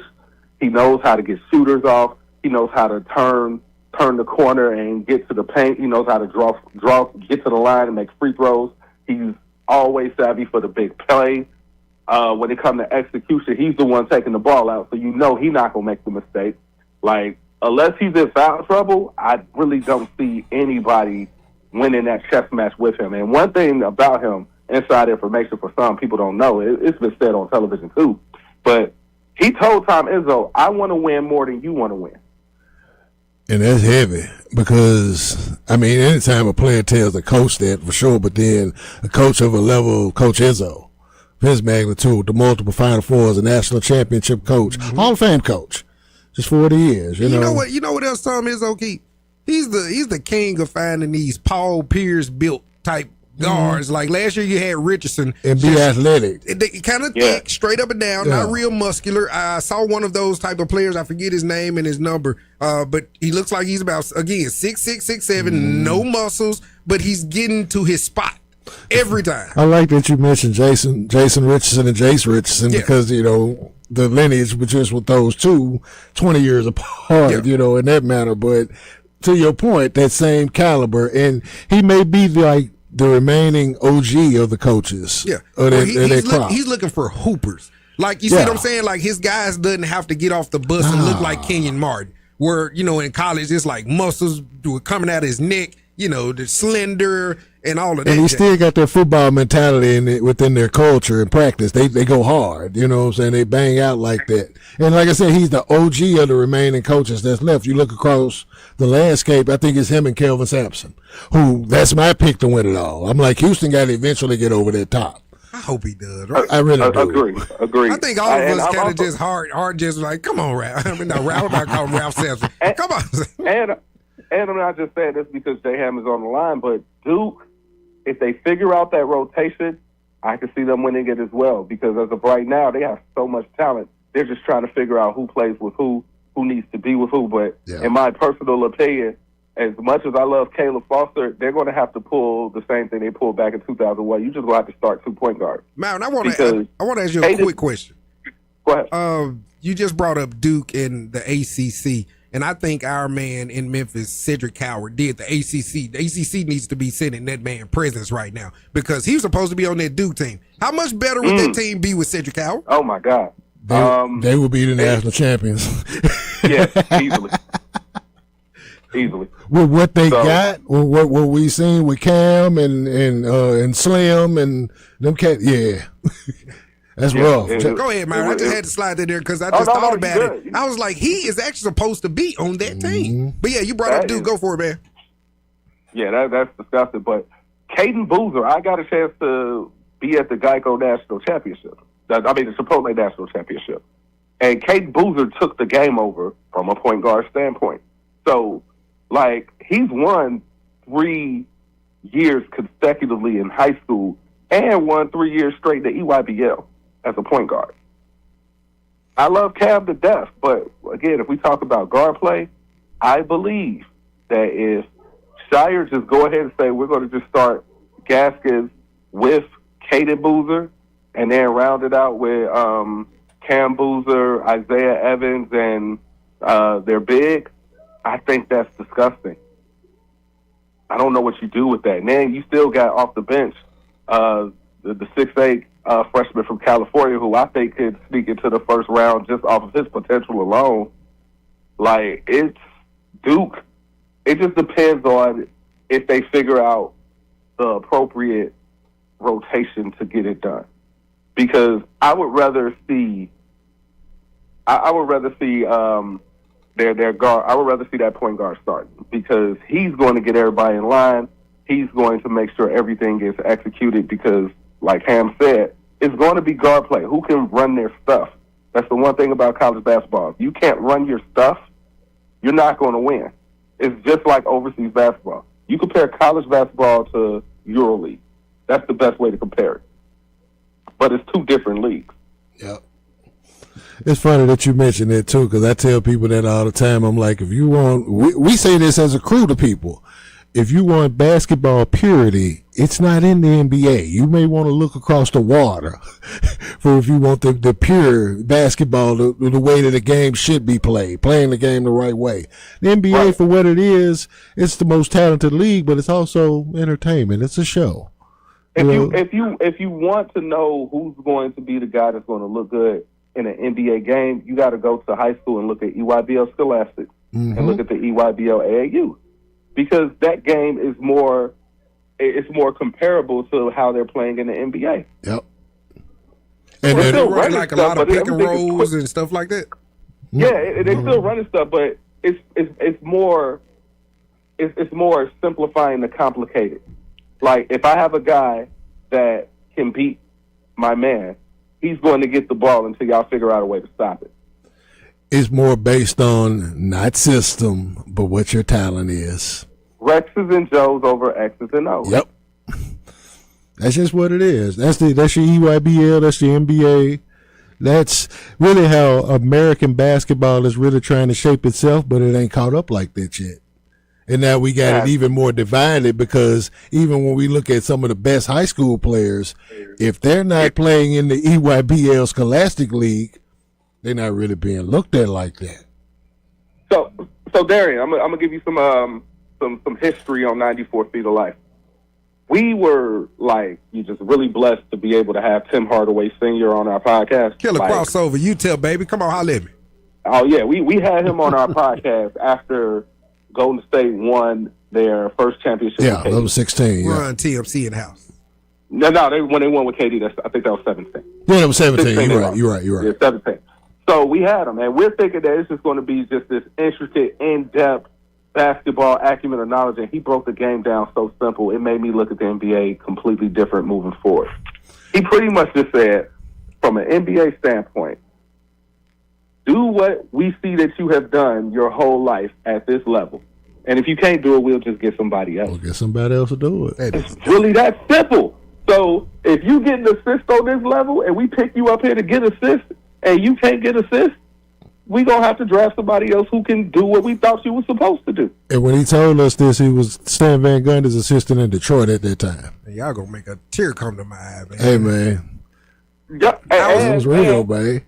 I'm gonna give you a bonus one that the 94 Feet people didn't even know about this one. I was coaching training an AAU team, helping out, and Randy Brown was nice enough to come and talk to the kids, and he was open for questions. So I had to ask the question because he, was the president of the Bulls, and I just straight asked him. I was like, "What is the process when it comes to evaluating a player come draft season?" And he said, "We really just trying to find out what's wrong with you. I already know you got the goods. The less wrong with you, the more likely we're going to pick you high. Yeah. We find something wrong with you, that's going to cost you money and you're going to fall in the draft." Man, that's dope right there, man. For one, Tim Hardaway, I was still this height and size him in high school. So all of my basketball minutes, whether it was in the AAU or at the boys club playing intramurals, that crossover, Tim Hardaway, all day long. I'll take it through the legs, bring it back around, baby, all day long. The most refreshing part about it is, like MJ said, he made us feel like we weren't crazy, and then he told us that we were doing a good job as far as our outlook in regard, because we was on the right track. We're like, you know what, cool. That's what they call it. And to your Randy Brown thing, I thought we were going to have the same psychosis. I got one question for Randy Brown. And my question would have been, what the hell was you thinking trying to grab that ball from Mike? That's all. eBay. That's what he was thinking. That's all. Man, Daddy just died. You don't leave that ball alone. Man, eBay. He trying to cash in, man. Randy Brown got bills, man. Man, what? I appreciate you hanging in here with us, man. Next week, we'll have Johnny Money back, and he'll be all refreshed, and, he won't have any more PTO hours because the year's coming to an end, and I'm about to monitor that these PTO hours going into December. At some point, they should run out. Myron, tell everybody where they can find you, brother. You can always find me on Twitter, official Ball U Academy or Ball U Academy. I can't remember it these days. It's also on Instagram. You can find me on 94 Feet of Life and Views from the 22, Politics and Football. But most importantly, you can find me on Sports 56 with Johnny Radio, or a.k.a. Darian Newsom, who is also a GOAT when it comes to this. I love what y'all doing. You're doing your thing. Keep at it. And salute to my guy, Jay Ham, for even putting this together, man. Y'all be easy. We here 24 hours, 7 days a week. This is where we'll be, man. Appreciate you. We'll holler at you next week. And hopefully Johnny Money will be ready and rested to rock and roll. Let's do it. Jay Ham, we only got a few minutes left, man. Yeah, got man. through day one, dog. Hey, the more we do it, the swifter it goes by. You see that? You saying it's just all saying. I be forgetting we had to go to commercial sometime. I got a couple of questions to round this up for you because I don't do Hardwood very well. My Hardwood would be like South Memphis very well, but so. All right, let's get to a break, Jay. Time for us to get to a break. We'll see you on the other side. Sports 56 Happy Hour 98.5 FM. Start your day with Sports 56 Mornings with Greg Gaston and Eli Savoy. Weekday mornings from 7 to 10, right here on Sports 56 and 98.5 FM. Sometimes I wish I had a gun. Well, I'm armed, but before I bought one, I still went to Top Gun Academy to learn to protect myself without a gun. How is that possible? Top Gun's personal protection training. It's perfect if you want to protect yourself without firearms. I don't know. And it's perfect if you feel the need to carry a gun for self-defense, because the last thing you really want to do is shoot. That is scary. Not at Top Gun. It's very comfortable, and you learn to load, handle, and shoot a handgun safely. Protect yourself. Go to Top Gun Academy. They're at 2770 Witten Road. Memphis is a love song to soul and style. With the full suite of sought-after designers, brilliant natural diamonds, an elegant bar, luxury VIP lounge, and more, a trip to our store is an experience like no other. Just like the city we love. Stop by any of our stores or visit sissyslogcabin.com and experience Sissy's for yourself. Memphis is our home, and we're your jeweler. Sissy's Log Cabin, because life's too short for ordinary jewelry. Progressive knows there are some surprisingly expensive things in life, like rugs. People say a rug would really bring the room together. And sure, you don't know what that means, but it sounds important. Suddenly you're using words like jute and sisal. Then you see the price and lose it, because how can the thing you walk and spill on cost so much? So you devote your life to taking down Big Rug. But then you remember that switching your home and auto to Progressive could save you hundreds. So, looks like Big Rug is safe. For now. Progressive Casualty Insurance Company, affiliates, and other insurers. Not available in all states. Rick's Powder Coating, for a beautiful finish every time. Rick's Powder Coating specializes in automotive, ornamental, residential, and industrial coating. With 2 conveyor lines and the largest batch ovens in the Mid-South, Rick's can accommodate all of your powder coating needs. Locally owned and operated since 2002, Rick's Powder Coating will customize a beautiful finish just for you. Drop by or call to see how Rick's Powder Coating can bring color to your life. 901-367-2771 or rickspowdercoating.com. But you gotta be willing to take the hit and not pointing fingers saying you ain't where you wanna be because of him or her or anybody. Cowards do that, and that ain't you. You're better than that. Now, back to Sports 56 Happy Hour on Sports 56 and 98.5 FM. This hour is brought to you by Tito's Vodka. Here once again, Johnny Radio. Welcome back to Happy Hour on Sports 56. Darian Newsom, J. Ham hanging with you. Last segment of the day. We want to thank everybody for sending in your messages and talking to us and hanging with us. Johnny Money will be back in 48 hours. Me and J. Ham will be back with you tomorrow. So I want to thank everybody that helped us on the show today. Terry Davis, appreciate him sticking around and giving us some insight. Byron Jenkins of Ball U Academy. Byron will be back next week. All of our sponsors, High Low, don't want to miss anybody. And Los Cabos, I Buy Houses, Pimpin' Rick, Rick's Powder Coat. I mean, the man got a powder coating deal, man. That's Pippin's, man. All right, so quickly, I've been waiting on this. I want to give you 2 quick questions. I want to play blind resume with you right quick. And you tell me who these players are. They are in the NBA, and they play in your city. All right, I'll give you that. Okay. 52% from the field. 2.9 assists a game. 6.2 rebounds a game. And 15 points. The other player, 51.5% from the field. 1.3 assists on the floor. 5.5 rebounds a game and 17 points. One of those is Cedric Coward, huh? One is Cedric. Which one? The 15. Okay. Who is the other? I don't know the other one. It's sad that you don't know the other is Jaren Jackson. And you know why it don't stand out? Because that rebound number should be double digits, and it'll tell you who it is. This is why I brought up Aaron Gordon. The numbers are damn near the same. Yeah. Because, and here's the trip about Aaron. He's more athletic. Oh, yeah, that's not in question. Yeah. It's just, slam dunk. Their style is just the same, but neither one are big rebound guys. Man, they're just not. Coward is coming off the bench, giving you more rebound than Jaren Jackson. I think that's a problem, dog. I mean, he's giving you 2.5. He's giving you 3 assists a game. I mean, he's never been field goal percentage. The only thing he's beating Jaren in is points. Remember what MJ just said.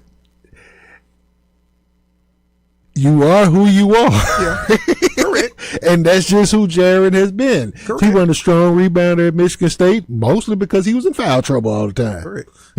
Just the nature of the beast. And I forget what Matt Enfield brought up. Matt Enfield brought up the true shooting percentage and just the names of the historic names that Cedric is in. He was one of 4 players, I think, whose true shooting percentage and he's among the top dudes right now. Some real hitters, like in your first beginning number of games or whatnot. So I want to hit you with what Keith texted you guys this morning. Not sure if you got a chance to answer it. Does Howard remind you of Michael Jordan in his first year with his body type and his style of play? Somewhat. I know what he's looking at with that. He not as aesthetically. He's not come fly with me. No, it's not that. It's not that. But from the basketball standpoint, I know what you're looking at, and I get it. I'm with you.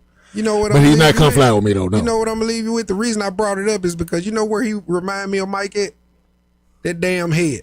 That damn haircut. I think that's probably where it started. He got that rookie Michael Jordan haircut where his hairline is kind of nappy, but you know he hooping, and all he want to, all his basketball acumen is just showing on the floor. You know this guy can hoop, but it's like, dog, like go see Roosevelt. My guy Roosevelt can hook you up. I think that's exactly what it is. A haircut that just takes you back to 1984. Remember Coach K basketball on PlayStation or Sega back in the day. It's like, dude, do something. Do something. Shine and jam. Ain't that what Johnny Money say? Shine and jam. I put something in there and make it happy, man. All right, we got some Monday Night Football tonight. Who you taking tonight, baby? Who at home? I got the Packers. The Packers are giving 1.5 right now. The under is 45.5. Let the people know what's up. That's in Green Bay. That's in Green Bay, dog. Man, give me the Eagles, man. You gonna take the Eagles? Are you taking the points? I'm taking I got the Eagles points on with money line. I'm hitting the button as you talk. I'm taking the Eagles with the points. With the points. Over or under 45.5? They're gonna score some points tonight. Let's go over. Over. Mr. Ham, if I put $10 down on that. Okay, not bad. $25. I'll put down 10 to win 25. All right, so me and Jay Ham, we're rocking with the Philadelphia Eagles tonight on Monday Night Football. So go Eagles money line. Go Eagles 1.5 points. Go over on 45.5. We will be back tomorrow. Tomorrow is a Views from the 22 Tuesday. We're going to have everybody in the house. We're going to hijack the high five again. We're going to hijack the high five again. For Jay Ham, I'm Darian Newsom. We're going to see you on the flip side. Peace. Ain't nobody gonna die.